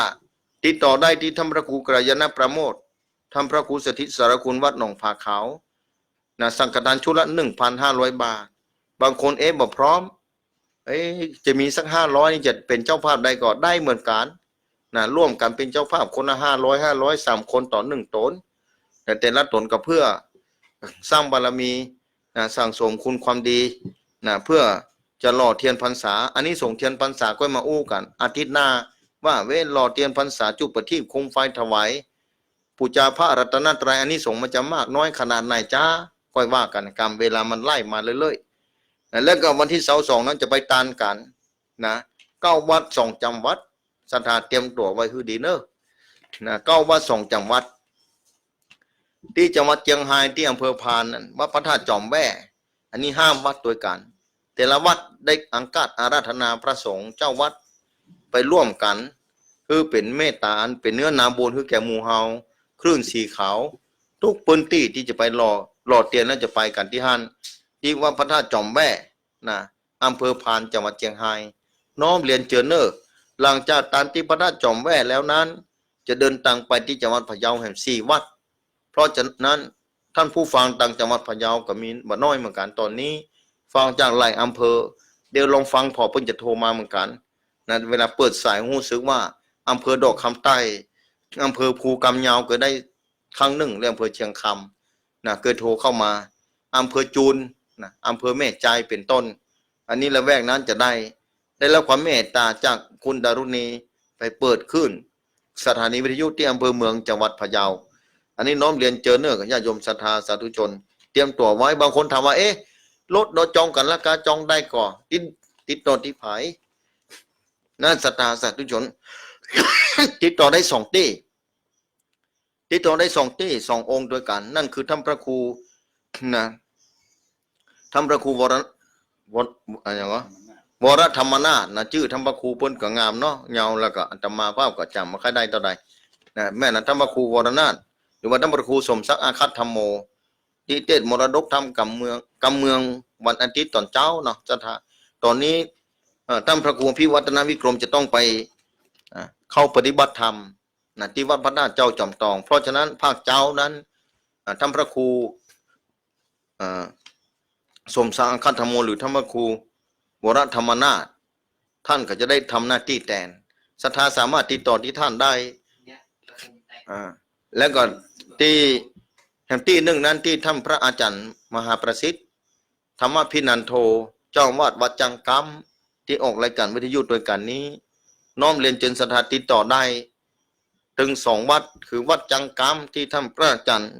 ท่านพระมหาประสิทธิ์ธรรมพินันโท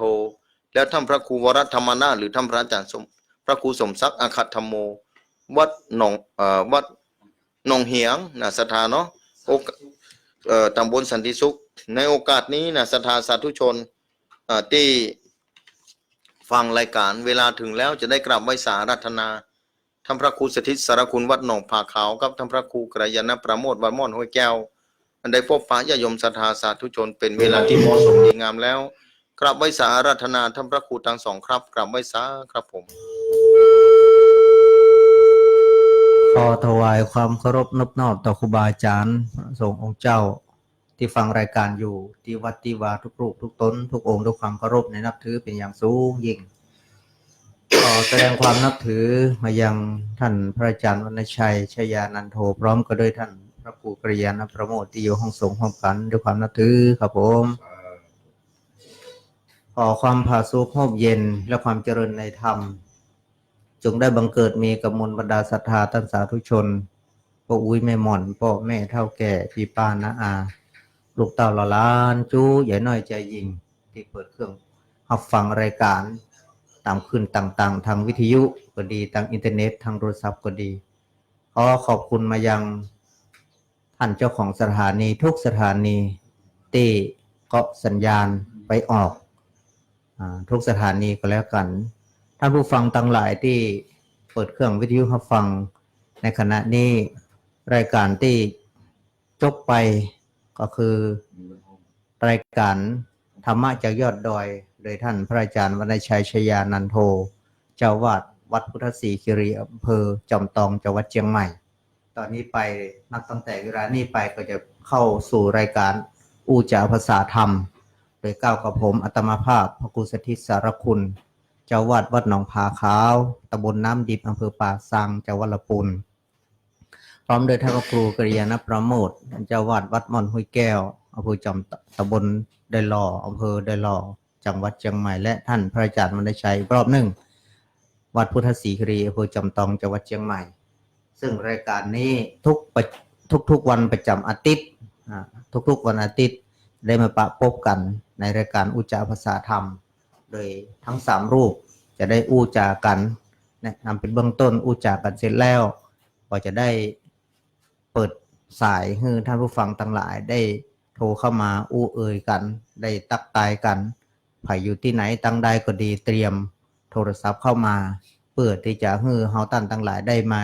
ปฏิสัมพันธ์ได้อู้จากันได้มาพบมาปะได้อู้เอ่ยกันว่าไผที่อยู่ตั้งใดฟังชัดเจนกันอย่างใดกามีข้อสงสัยอย่างใดปัญหาก็ดีซึ่งก็สามารถที่จะโทรเข้ามาได้ในรายการนี้ทางโทรศัพท์ได้จะบอกลงไปซึ่งเมื่อตะกี้ก็ได้รับฟังจากท่านพระอาจารย์วรรณชัยไปในธรรมะยอดดอยนั้นธรรมะจากยอดดอยก็หลากหลายหลายเรื่องหลายราวเรื่องจิปาถะธรรมะ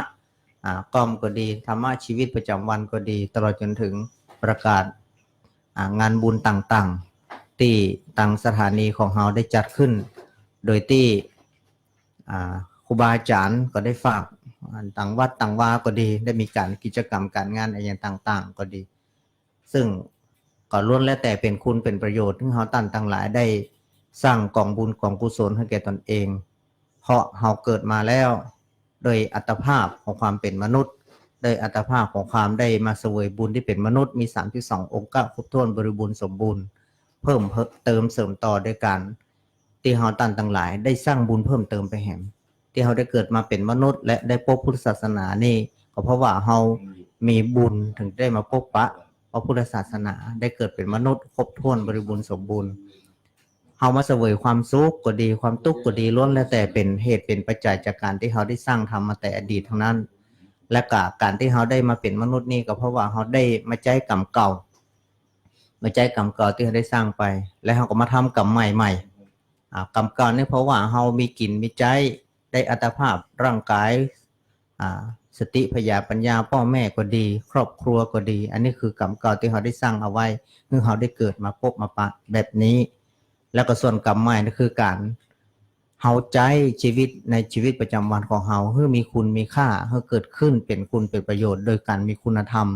มีทานศีลภาวนาเป็นต้นอันนี้ก็คือกรรมใหม่ที่เฮาได้สร้างเพราะเฮาได้สร้างเหตุปัจจัยอย่างใดก็ตามเฮาก็จะต้องไปเสวยในอนาคตการไปหน้าดังนั้นการที่เฮาได้ใจของเก่า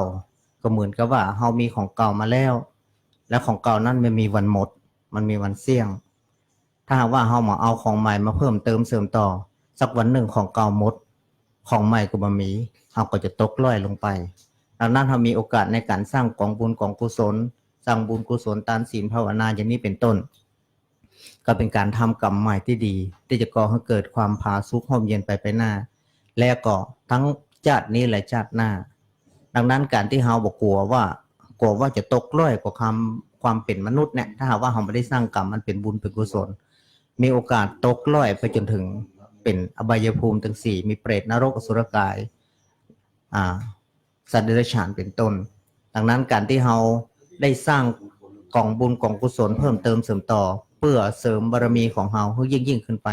ก็มั่นฮือตาลรักษาศีลเจริญเมตตาภาวนาโดยการที่เสาะแสวงหาครูบาอาจารย์ก็ดีสถานที่เฮาชอบอกเปิงใจในการที่จะประกอบคุณความดีตรงนี้โดยเริ่มต้นที่ตนตัวของเฮา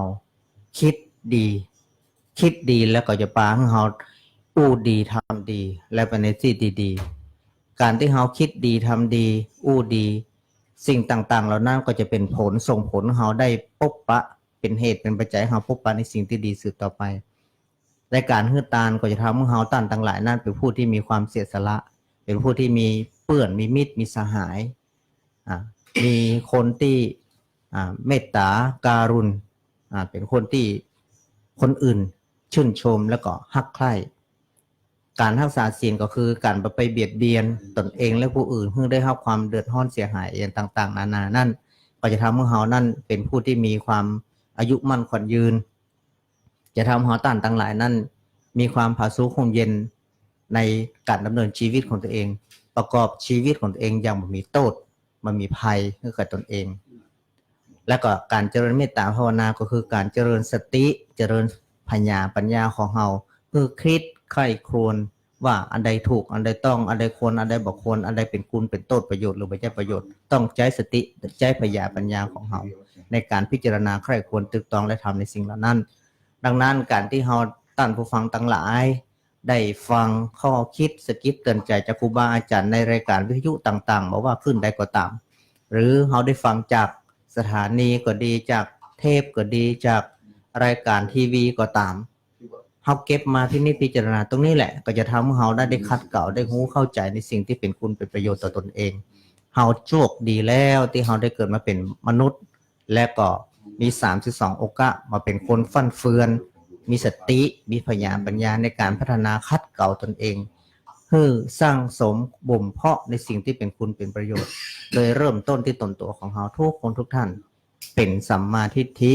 คิดอย่างถูกต้องเหมาะสมในความคิดความหันของเฮาเชื่อเรื่องบุญเรื่องบาปมีศรัทธาคือความเชื่อเรื่องบุญเรื่องบาป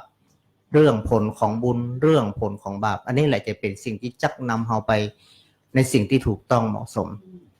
ถ้าว่าเฮามาเชื่อมันมีศรัทธาในเรื่องบุญเรื่องบาปเรื่องกรรมเรื่องเวรอะไรอย่างต่างๆแล้วก็จะทำให้เฮามัวเมาเลินเล่อเผลอเลอขาดสติในการทำความบดีอย่างต่างๆขึ้นถ้าว่ามีความศรัทธาคลอนแคลนมันมีความยังเชื่อในพระพุทธเจ้าก็ดีมันมีความยังเชื่อในพระธรรมเจ้าก็ดีมันยังเชื่อในพระสังฆเจ้าก็ดีมันยังเชื่อในเรื่องบาปบุญคุณโทษอะไรอย่างต่างๆก็ดีก็จะทำให้เฮาหลงทิศทางนั่นก็คือการที่มีมิจฉาทิฏฐิ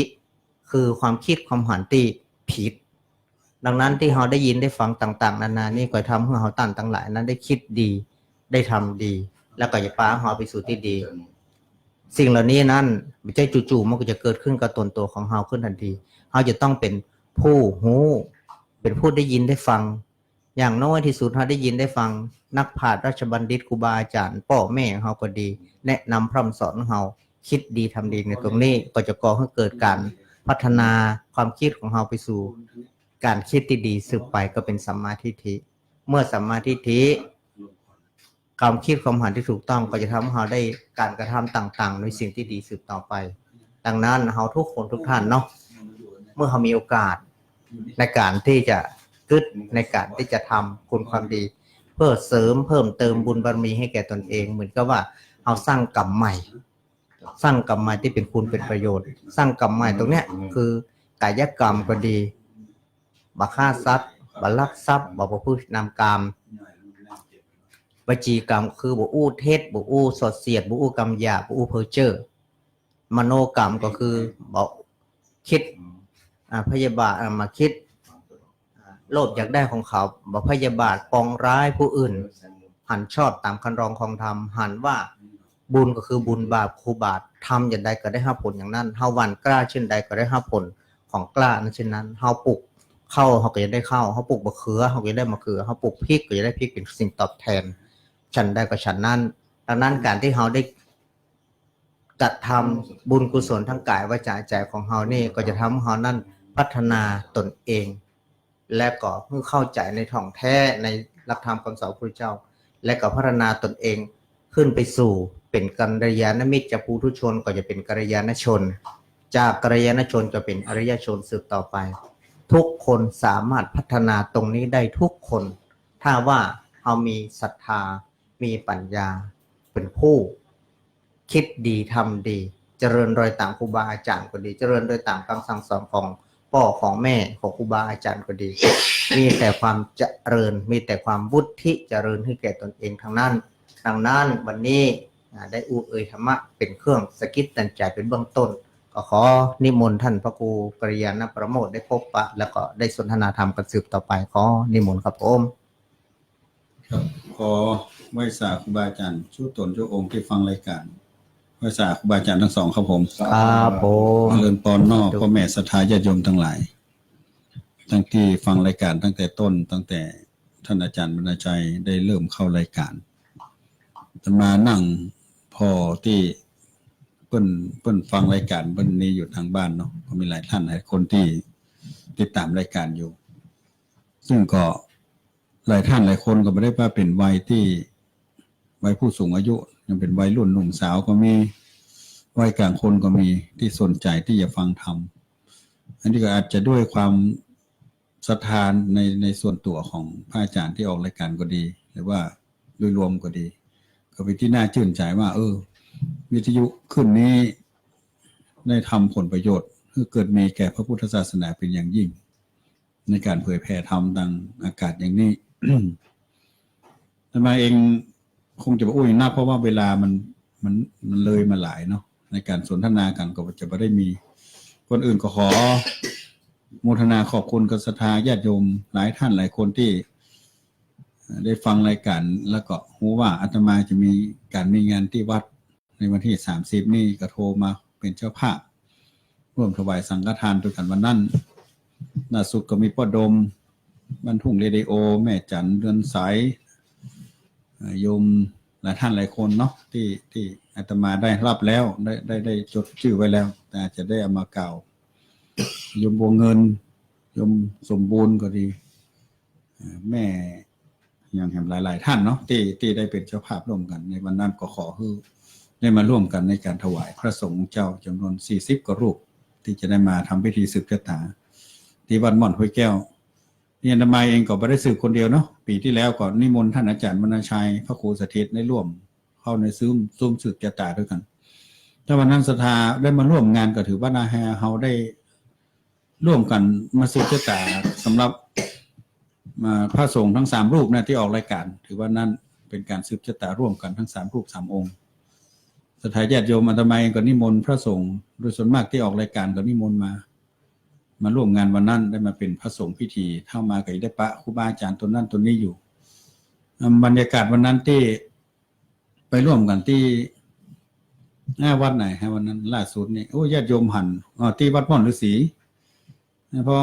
อาตมานั่งอยู่ห้องพ่อพนังศรัทธาญาติโยมสังเกตเปิ้นมีความสุขที่หันได้พระสงฆ์แต่ละตนแต่ละองค์ที่เปิ้นฟังรายการตัวนั้นตัวนี้มาร่วมกันศรัทธาญาติโยมก็บ้างรู้สึกว่ามีความปิติในการที่ได้ฮู้ได้หาครูบาอาจารย์ที่ได้มาในแต่ละงานอันนั้นอันมาเองก็มีความรู้สึกประทับใจว่าถ้ามีการมีงานเราสามารถ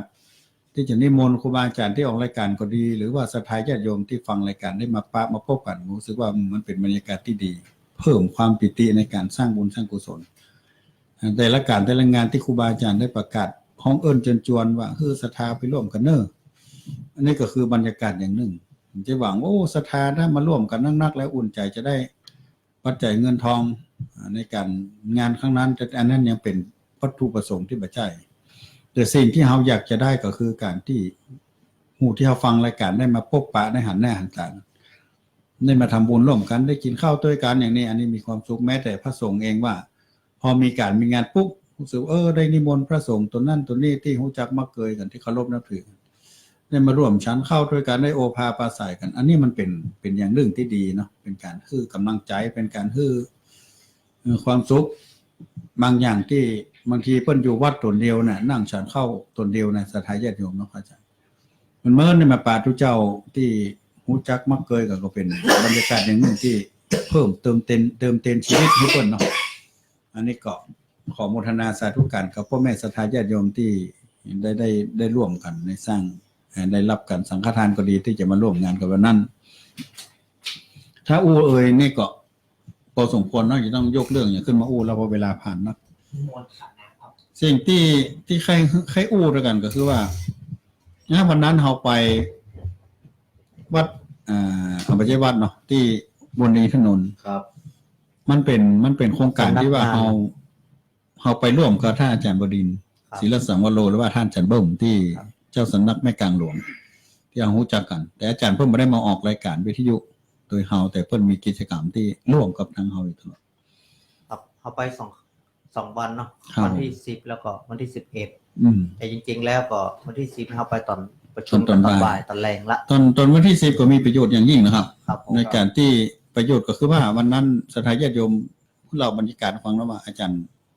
พระครูอภิวัฒนวิกรมตอนเช้าฟังห้องเหมือนกันว่าเราได้นิมนต์พระสงฆ์ที่ออกรายการด้วยกันได้ไปนั่งได้ไปกันได้อยู่ด้วยกันคืนหนึ่งรู้สึกว่าดีตรงที่ว่าได้ไปได้ไปแชร์ความคิดด้วยกัน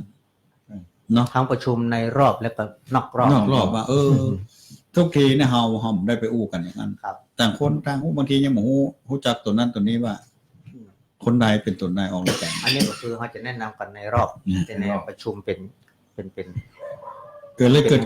กิดใจว่าปีหนึ่งน่าทำอย่างนี้จะดีเป็นสิ่งที่ดีเพราะเราจะมาพบปะกันแล้วก็มาแชร์ความคิดความหันกันในการทำงานร่วมกันในรอบปีเพื่อจริงเราได้ผ่านข้อบกพร่องก็ดีข้อดีก็ดีจะได้มาเสริมซึ่งกันและกันอันใดดีอันไหนบ่ดีเราจะได้มาฮู้ด้วยกันแล้วก็เกิดแรงความสามัคคีปรองดองแล้วก็จะแรงอย่างพักดันต่อไปตั้งหน้าแหมเพื่ออย่างนี้เราจะได้มานำเสนอด้วยกันเป็นสิ่งที่ดีครับดีมากๆครับบรรยากาศแล้วก็ขอโมทนาขอบคุณกันท่านอาจารย์เบิ่มที่เปิ้นจัดที่พักที่อาหารกันอย่างฮู้อำนวยถวายครูบาอาจารย์อย่างดียิ่งพร้อมเพียบเรียบร้อยน่าถึงว่าบรรยากาศณจุดนั้นน่ะถ้าว่าสามารถเอาศรัทธาไปร่วมได้ศรัทธาจะปิติเนาะเรื่องบรรยากาศแต่มันเป็นไปไม่ได้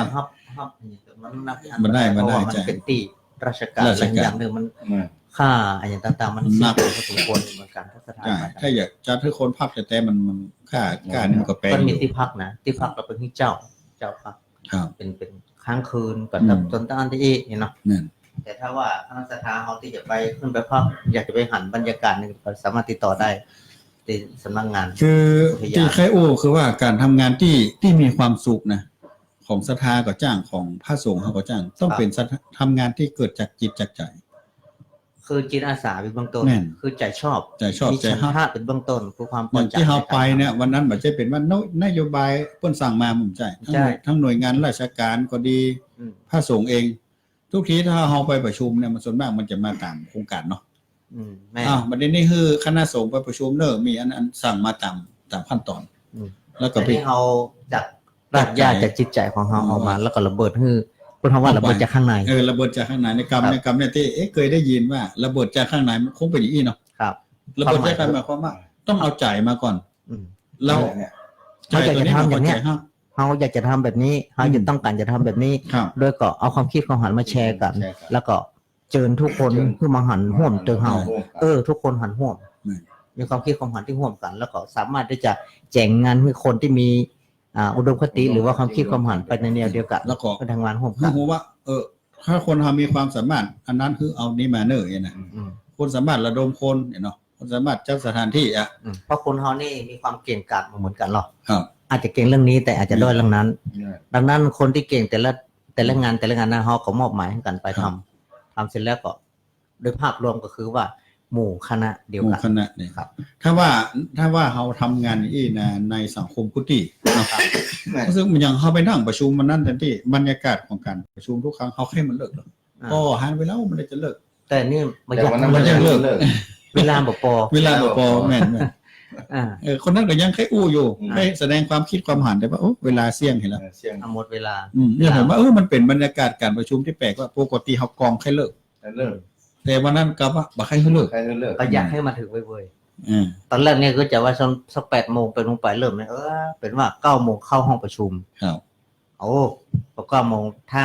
แหมเนี่ย อืม นายอยากให้มันมาถึงเว้ยๆแปลกเนาะ แปลกนะ อ่า อันนี้ก็ ใน เล ควาย มรู้สึกเนอะอันนี้ อ่ะ ในความรู้สึกจริงๆนะ แสดงว่าหลายๆคนต้องรู้สึกอย่างนั้นเนาะ อืม เพราะฉะนั้นสิ่งที่เกิดขึ้นมานี่อันนี้มันเป็นเขาอู้ศรัทธาฟังว่า การทำงานหรือว่าการเนี่ยก็จ้างถ้ามันจากระเบิดภายใน คือเอาใจเป็นที่ตั้ง และถามว่าสิ่งที่เราจะได้ตอบแทนมาในวันนั้นคือ มันไม่ได้รูปเขามาปัจจัย แม่ มันได้บอกว่าคุณต้องได้เงินอย่างนี้มันบ่มีตัวเนี้ยคือตัวบบีบใจ อืม เขาจัดงานบางทีเขายังบีบใจกว่าเก่านะเนาะ แม่ เขาบีบใจกว่าเก่าอย่างเขาจะจัดงานขึ้นมาเนี่ยเขาจะเอาเงินที่ไหน ใจปัจจัยเงินทองที่ไหน มาถวายพระสงฆ์มาถวายยอดสังฆทานนี่เขายังรู้สึกขึ้นละว่าให้เอาที่ไหน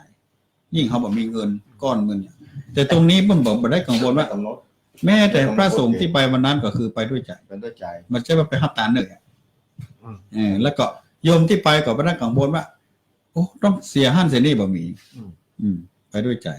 แต่จะเข้าปลาอาหารเป็นเรื่องปกติธรรมดา มันจะ เข้าไปจะมีอย่างก็เจอกันไปเอาไป ห้องบริการก็ได้ห้องไปกินกุ้ง แล้วสิ่งที่จะได้มาที่อู้นี่คือแค่กระตุ้นคือพ่อแม่ศรัทธาญาติโยมนะแค่คือไปหำแต่ผมเชื่อในกำกึดของท่านอาจารย์บดินทร์เพราะว่าเพิ่นกึดงานออกมาแต่ละทีเนี่ยมันน่าประทับใจ ครับ อย่างปีก่อนที่เราไปที่ไฟป่าที่จัดสืบจะตา ต้อง ใส่ ถึง นา จะตาม ช่วงปีก่อนเนาะ เมื่อปี59เนาะ ว่าโอ้บรรยากาศอย่างอี้เนี่ยเราแค่คือคนหลายๆได้ไปห ครับ ำปีนั้นมันเป็นปีแรกว่าปีที่สองมันยังปีแรก ยังบ่มีการประชาสัมพันธ์ต่อทุกครัวเลย เหลือฟังเลย ครั้งแรก ครั้งแรก อันนี้เป็นที่เขาจะจัดเนี่ยวันที่22นี่จะ สะ เป็น หก ครั้งที่ วันที่ สะหกที่จะถึงเนี่ยนะเป็นวันเสาร์วันที่ตัวเนี่ย 26 กรกฎาคม ครับผม อืม อันนี้ ครั้งที่สอง อู้ศรัทธาฟังว่ามันไม่ใช่เป็นบรรยากาศการทำบุญอย่างเดียวเนาะมันเป็นเน้นเรื่องการคือเฮาไปตระหนักรู้แล้วก็ฮักธรรมชาติ รักษาอนุรักษ์ธรรมชาติ เฮาโชคดีที่ว่าเฮาพี่น้อง3-4อำเภอที่ได้อยู่แวดโดยถนน แต่ว่าโดยถนนก็เป็นสิ่งสำคัญของประเทศนะ โอ้ แต่ว่าคนใกล้ต้องตระหนักรู้ไว้ก่อนที่จะทำลุกขึ้นมาทำอย่างคือคนได้หัน ก่อนที่จะให้คนอื่นมาฮักเนี่ยเราต้องฮักก่อน ฮัก คนในพื้นที่ต้องฮัก ครั อะ บอืม ต้องอยากจะดูแล ทีนี้ รักษาปกป้อง เฮาฮักบอกว่าเฮาฮักธรรมชาติอย่างเดียวเนี่ยมันก็ยังเป็น มันเพียงพอ มันลูกประ ครั ทั บบ เพียงพอ เราต้องลงมือทำในการเอารักษาตรง ปี นี้ หนึ่งเขาต้องมาแสดงออกกันว่าเขาจะแยกจะนายกระตุ้นความรู้สึกของคนแล้วก็คนรุ่นต่อไป นะ เพราะว่าในงานแต่ละทีเนี่ย มันจะต้องมีเยาวชนคนรุ่นใหม่เข้าไป อันนี้เป็นสิ่งสำคัญ ครับ เพราะคนอายุมากก็คือไม้ไกลฝั่งไปดี ใช่ ดังนั้นคนที่จะสืบสานต่อเนี่ยก็คือวัยรุ่นเยาวชน วัยรุ่น ลูกหลานคือเขาไม่ได้มาหูมาหันแล้วก็ตระหนักถึงความสำคัญ ครับ และก็อยากจะดูแลรักษาปกป้องผืนป่า เพื่อนป้า ซึ่งเป็นผืนป่าที่อุดมสมบูรณ์มากๆในประเทศไทยแห่งหนึ่ง อืม ถึงเป็นว่าเป็นต้นน้ำสำคัญหัวใจสำคัญของแม่น้ำปิงนะ เพราะฉะนั้นสิ่งที่มันมีคุณค่าในบ้านในเมืองทุกวันเนี่ยมันมีเนี่ยเนาะวัฒนธรรมของคนแล้วก็เรื่องของธรรมชาติ อืม พอดีถ้าเขตไม่แจ่มเนี่ยเขาได้2อย่างเลยอินทนนท์นี่เป็นมรดกทางธรรมชาติที่ ธรรมชาติ มีกล้า ด้วยตัวของมันเอง แล้ว ครับ คน แล้ว ต่างประเทศก็ดีคนจังหวัดอื่นอำเภออื่นก็ร่างหลายกันมา เพราะว่า มีธรรมชาติที่มันเป็นพิเศษงดงามน่าเข้ามาพอมาก่อย แต่โชคดีที่แม่แจ่มมีวัฒนธรรมที่โดดเด่นเหมือนกันนะไม่ก็ มาทำกันนุ่งห่ม การนุ่งห่มหลายๆอย่างครับ ภา ที่ ษา แม่แจ่มนี่จะมีถ้าเข้าไปสัมพันธ์จะเห็นว่าเพิ่นยังคงวัฒนธรรมแบบเก่าประเดิมว่าได้ดี ครับ เพราะนั้นพี่น้องแม่แจ่มเองจะไปลืมตัวนี้ว่ามรดกทางวัฒนธรรมของแม่แจ่มก็โดดเด่นมากๆบ่พอกับความโดดเด่นของดอยถนน ดังนั้นการที่เราทำกิจกรรมตรงเนี้ยต้องการจะสื่อว่าจากโดยถนนลงไปสู่แม่แจ่ม ถูกวันนั้นเพิ่นก็อู้อีว่าเฮาจริงๆนะว่าทุกคนไปตึกดอยถนน แต่บอกให้ลงไปหาแม่แจ่ม ก็มีเหมือนกันแต่มีจำนวนน้อย น้อย ถ้าเปรียบเทียบนะ ทั้งที่แม่แจ่มมีของดี แม่น แต่เฮาเหมือนกับว่าเฮา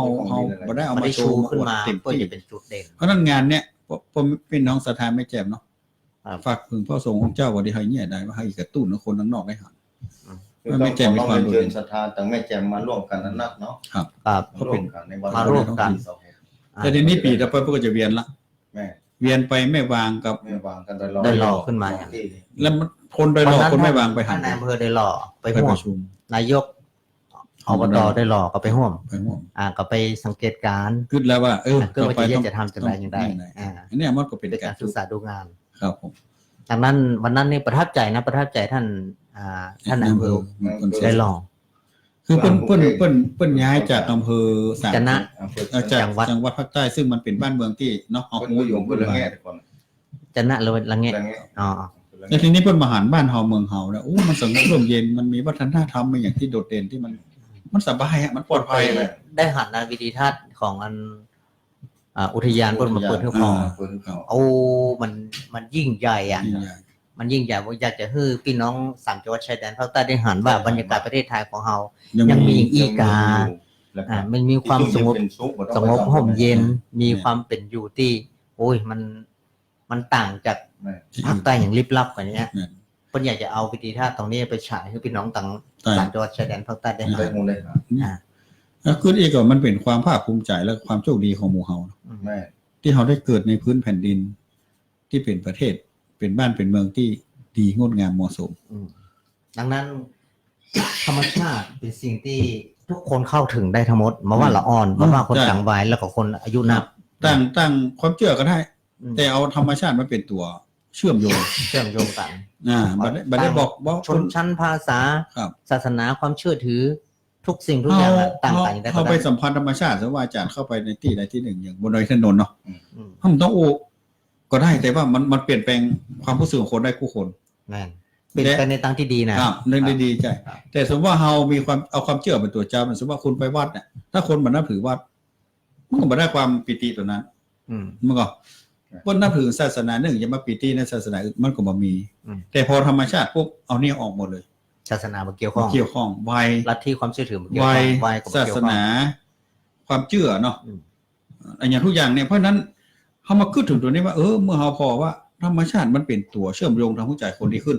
อืม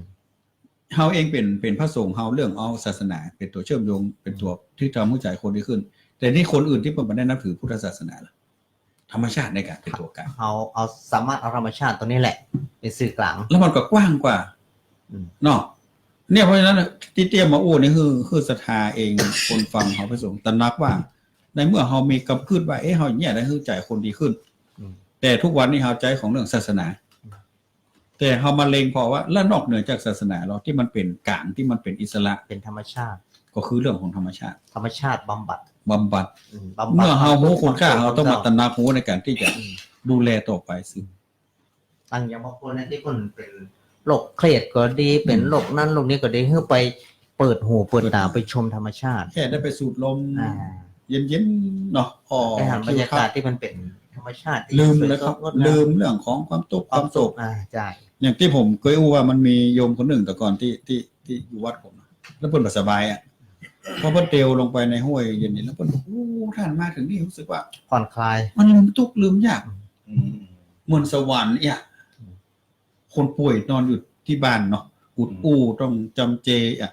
พอมื้อหนึ่งพอเพิ่นมีแหงลูกได้เพิ่นเข้ามาในธรรมชาติมาสูดอากาศได้ยินเสียงนกฮ้องเกิดความใจเพิ่นเบิกบานผมฟังพอจะไป ประเด็นเลยว่า การที่เราจะให้คนมีจิตใจดีขึ้นเนี่ย ธรรมชาติ ธรรมชาติช่วยได้เลย บำบัดได้ มันไม่ต้องไปนั่งสอนนะ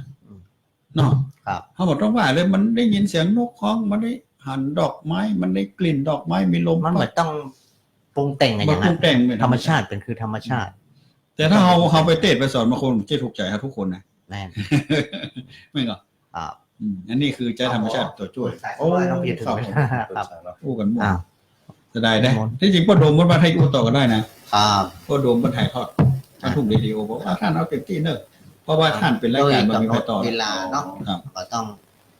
ตอนนี้ปลดสายนะเนอวางหูวางสาย 052001409ศรัทธาที่มารับเตื้อโทรเข้ามาเนอะ เข้ามา ญา เนาะ ติโยมศรัท ฟั ธาง อยู่ที่ไหน ถ้าใครฮู้ว่า ครับผม ฟังอยู่เนาะโทรเข้ามาได้ เนอ เอาเจริญพร ในพระเจ้าพระอาจารย์สันติสัมโอ เพิ่ เจ้า งไง คุณเพิ่งกะปิดวิทยุก่อนแล้วไหมเนอะปิดวิทยุก่อนเนาะ เจ้าเจ้า มันโยนกัน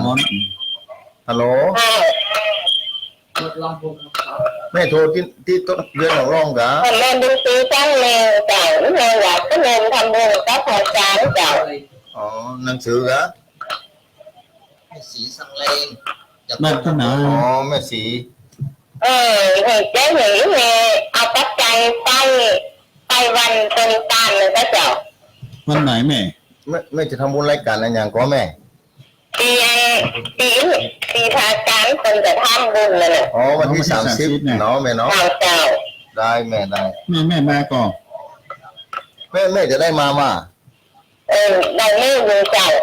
นั่นก็มาร่วมกันนะแม่เนอะ เจ้าเจ้าเจ้านี่เจ้าห้องทำบุญเป็น500 บาทเจ้า ดูนะแม่สีเนาะ แม่สีสั่งอย่างก็ สังเลง สันเลงบ้านเพียงหนองบ้าน เป็นเฮงน้องเราเจ้า บ้านต้นเพิ่งบ้านต้นเพิ่งเพียงหนองน้อง แม่เอาอันไม้หีบแนบมาแล้วก็เอามาปักเองนะแม่เนอ เจ้าเจ้าอย่าให้ไปบัน เลี้ยงปลาเป้ามากับ เลี้ แม่ ยงมาเป้าหน่อยกัน ไปดำ บันเนื้อบันบันตรงนี้เนาะ นั่นน่ะ อ๋ออันนั้นนี่วันที่คุณแก่ อันนี้พูดหนึ่งกับแม่อันนั้นวันที่15พูดกับแม่เนอะ ที่แม่จะทำนี่ ที่ นะ แม่จะทำนี่คนละ500เนี่ยนะ วันที่ เจ้าเจ้า 15กรกฎาคม เนาะ วันที่หลอดเทียนนั่นแม่เนอร์ เจ้า โมทนานะแม่เนอะ เจ้าเดินทำบุญไปหาแม่ ทุก มันเป็นยอดสั่งวันที่ เจ้าเจ้าไหลฟ้าเจ้า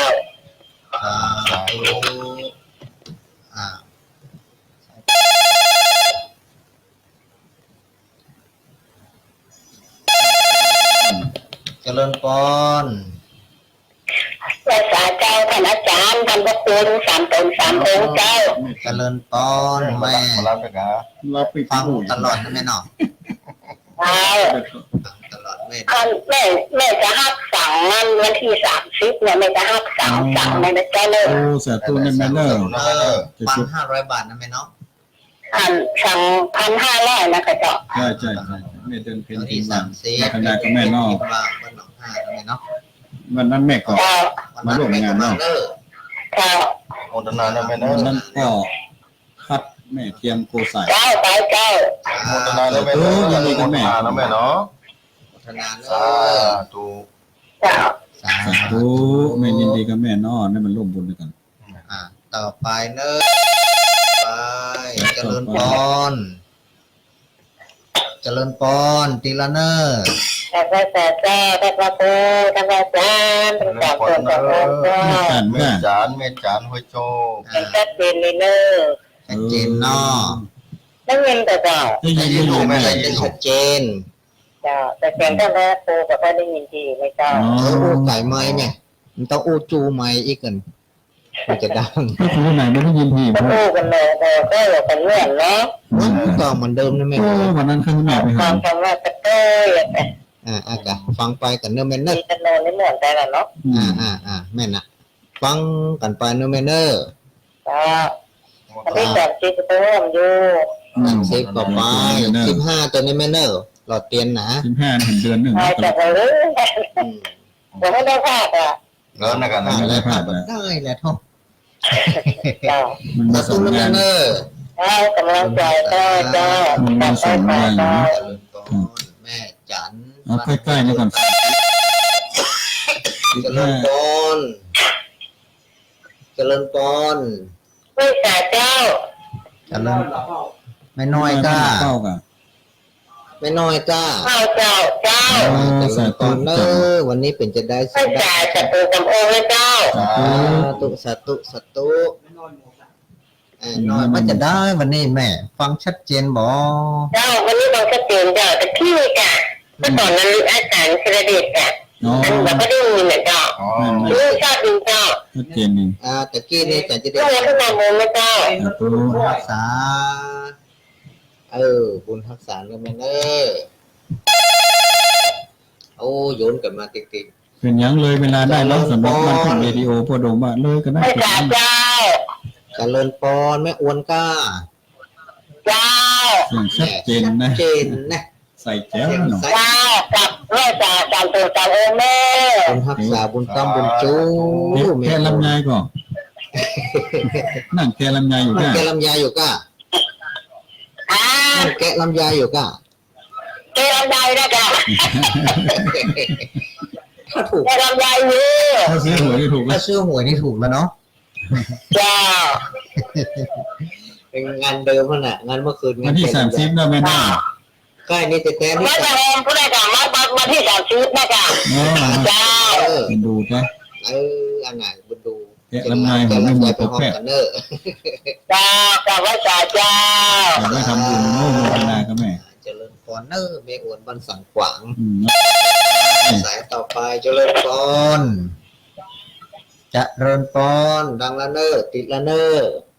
กับไอ้สาเจ้าสามตนสามองค์เจ้า ที่จะ อัน ติด นี้ ไหน พุท แน่ ธาและสันเมากะฮะ อันดินดอกคำไตเจ้า โอ้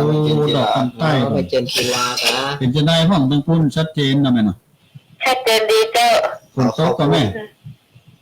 คนกับตุ๊กว่ากับห้องชัดเจนดีเจ้าเลย เอาก็ขอขอบคุณไปยังอันคุณดารุณีเนอร์ เดี๋ยววันที่เฮาตานเตียนให้ได้ปากกันนะแม่เนาะ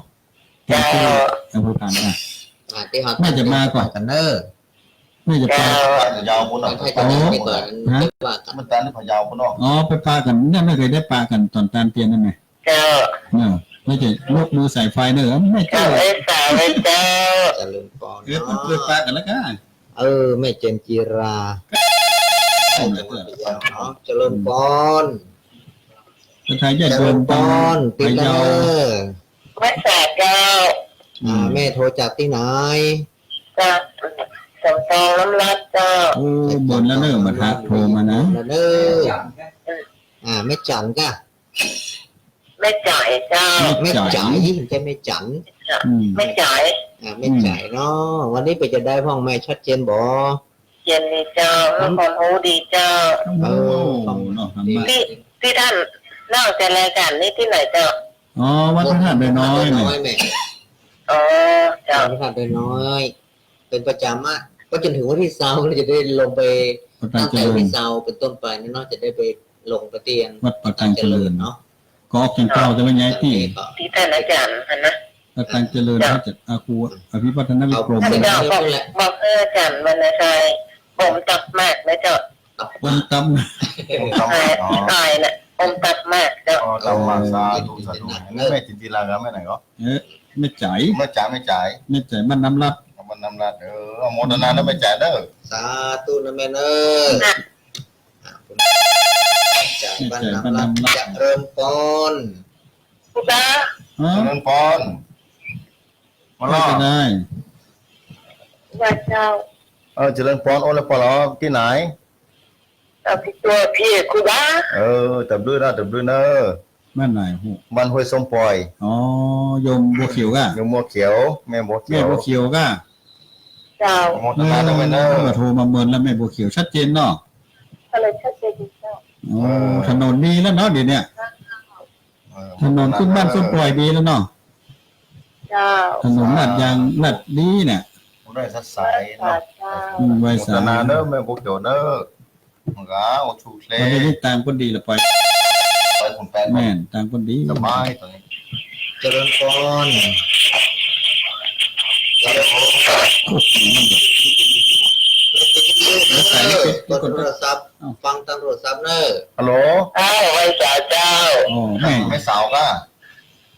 แม่สาวก็ ไว้สาปัญญูเจ้า ไม่สาวปานิ้ว แต่ไว้สาจากทุกคนทุกคนเด้อ ปลานิ้ว จับปลานิ้วเวียงปลาเป้านะแม่เนาะ เจ้าไม่สาปัญญูเจ้า ไม่สาว ชัดเจน ชัดเจนเนาะแม่เนาะวันนี้เนาะ เรียนอยู่อาจารย์เจ้า เดี๋ยวได้ไปป้ากันตามเตียนแม่เนาะแต่ว่าหล่อเตียนเนี่ยสองอย่าง ก็มาลอดเตียนก็ไปตามเตียนได้ปากกันแม่เนอร์ หล่อเตียนก็เป็นเป้าย กมือฉายไฟ เป็นกำลังใจก็เติมกูเองนะเจ้า บุญฮัสสาบุญฮัสสาแม่บุญกรรมบุญ เจ้าไว้สาเจ้า ไปต้องเสนอหน่อยบางทีเขาหมูก็อยู่ด้านไหน เอาบันป่างิ้วเวียงปลาเป้าเนาะสายต่อไปเจริญปอน เจ้าขาเจ้าวัดคุณเจ้าทำตนทำอกเจ้า จบที่ไหนเจ้า สาไม่โทรจากไหน อำเภอพาน อำเภอจูนเจ้า จูนยานึกว่าอำเภอพาน ว่างนะ ฝั่งดาว ไม่ เนาะ ชื่อหยัง แม่จีเพียงเจ้า เอ๊ เทีย ะ นกะ ไม่เพียง วันปุ้นได้ไปตามเตียนที่อยู่ได้ปลากันไหมเนาะ เจ้า ที่เขาไปจะไปตามที่ไหน วันนี้จะเจ็ดดีเจ้า อ๋อ วันก็ไม่เทียน แม่เพียนบ้านอย่างก็แม่ อำเภอจูนเจ้า บ้านหยัง ไปกันตนาเจ้า บ้านใหม่ กันจนาเนาะบอกบ้านตัวเนอร์แม่เนอ คือ ร์ บ้านจัดงาน เจ้า บ้านใหม่กันจนา อำเภอจูน จีนแรงนี่ จริงเอ้านี่ต้องยกความดีความชอบให้แก่คุณดารุณีเนอกจากของสถานีวิทยุ คนมีเมตตา ที่ ได้ มีเมตตาห้าบเอาสัญญาณนี้ไปสู่ผู้ฟังเนาะ ให้บุญหลาย ก็ ก็นะ ขอบคุณอนุโมทนาที่เป็นสะพานบุญเนาะ ทำตนทำอกเจ้า สาธุ ทำ สา ไป ธุ ขาเจ้า สถานีคนรักพะเยาเนาะ อ๋อ คนรักพะ พะ เยา เยานะ หน่อย ต่อไปนี่คง ก็มีโอกาสต้องไปเยี่ยมสถานีพ่อทองนะ เป็นสายสุดท้ายเนอะจะเป็นใครทางใดจ้าเนาะ อืม รักเสร็จ ถึงถ้ามีโอ แม่ กา อั ส น ต้อง บาง ปลากั สาน ย ไป เนอะ ไปพอสถานที่ตั้งเปิ่น ไป บ้าง ปลา เน กั อะ นไม่ได้มุ่งมั่นออกมาก่อนนะ เจริญปอนติดละเนอะ ไว้สาเจ้าไว้สาสามหนุ่มนะเจ้า เอ จากที่ไหนก็ โทรจากไหนแม่แม่โทร แหม จากแม่โทรจากที่ไหน จำได้สาเจ้า ทำมาได้ จำมาได้ไหม เมื่อเราไม่ได้โอกาสในการพบเจ้า อ๋อไม่สุภาพบันเสร็จ ไม่สุภาพหายไปไหนบัดนี้น้ำมัน น่าหายขา มาฟังแล้วก็แม่ฟังอยู่ก็อธิบาย อ้าวฟังอยู่ ฟังอยู่เนาะ มาได้อู้กันเมินเลยเนาะ วันที่30มาก่อนนี่ อ้าวเจ้าพี่กระจ้า ได้ยินอยู่แบบที่30แม่มาอยู่เนาะแม่เนาะ แต่อันวันที่30นี่ยังมันแน่เกิดแต่วันถ้าวันนั้นหล่อเตรียมนั่นจะเอาโรงงานไปอู้กันแล้ว ที่15กรกฎาคม ไปด้วยเนาะ ดีนะ ตุโมตนานะแม่เนาะ อืม เจ้าเจ้า ถ้าจะได้เราก็ไปป้ากันพุ่นเนอร์แต่รอเตียน เจ้าเจ้าเจ้าขอโทษขอโทษ บุญทักษะ จองลงทานไว้เลยจะได้รู้ว่าของ ไม่อยากยกหูเนาะก็ได้เวลาที่สมควรแต่เพิ่งส่วนของขอนิมนต์ท่านอาจารย์บรรณชัยช่วยขอเนาะเอาไปโทรมาอย่างได้ของสรุปแล้วก็จะได้ลำลากันเนาะ นะครับขึ้นวันนี้มีญาติโยมศรัทธาโทรมานักหลายสายอยู่เนาะต้องขออภัยโดยที่เปิดสายไว้ได้เต้าอี้เนาะเวลาก็ไล่มาจะ4 ทุ่มพอดีแล้วสายที่1นั้นแม่สีสั่งเลงที่บ้านต้นเพิ่งอันนี้เพิ่นสร้างเลงที่บ้านต้นเพิ่งอันเพื่อร่วมเป็นเจ้าภาพนะ500 บาทในวันที่15กรกฎาคมสายที่2แม่เดือนเพ็ญทิมบังอันนี้เป็นเจ้าภาพวันที่30ซึ่งชะตาทำพระครูกระยาประโมท1 สางวันที่3แม่จันทร์บ้านห้วยโจใต้สายที่4แม่น้อยบ้านเหล่าเปาสายที่5แม่อ้วนบ้านสันขวางสายที่6แม่เจนกีฬาดอกคำใต้จังหวัดพะเยาสายที่7แม่จ่ายบ้านน้ำลัดอำเภอจอมทองสายที่8แม่บัวเขียวบ้านห้วยส้มปล่อยตำบลโดยแก้วจอมทองสายที่9แม่สาวบ้านป่างิ้วเบียงปากเป้าเชียงรายสายที่10นั้นแม่เพียนบ้านใหม่กัญจนาอำเภอชุนจังหวัดพะเยาสายที่11แม่สุทัศน์บ้านแสนพรมอำเภอแม่วา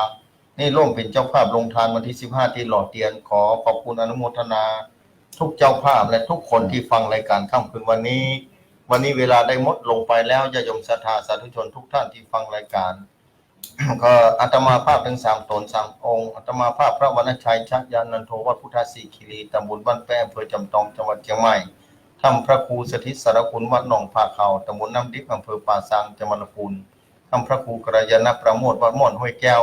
ตำบลดอยหล่ออำเภอดอยหล่อจังหวัดเชียงใหม่นำรายการนี้จากท่านผู้ฟังไปก่อนอาทิตย์หน้าค่อยมาพบปะกันในเวลาเดียวกันนี้ค่ำคืนวันนี้ขอญาติโยมศรัทธาท่านผู้ฟังทุกท่านทุกคนที่ฟังรายการเพื่อมีความสุขมีความสวัสดีมีความเจริญรุ่งเรืองอยู่เย็นเป็นสุขอายุวันโนสุขังพระลา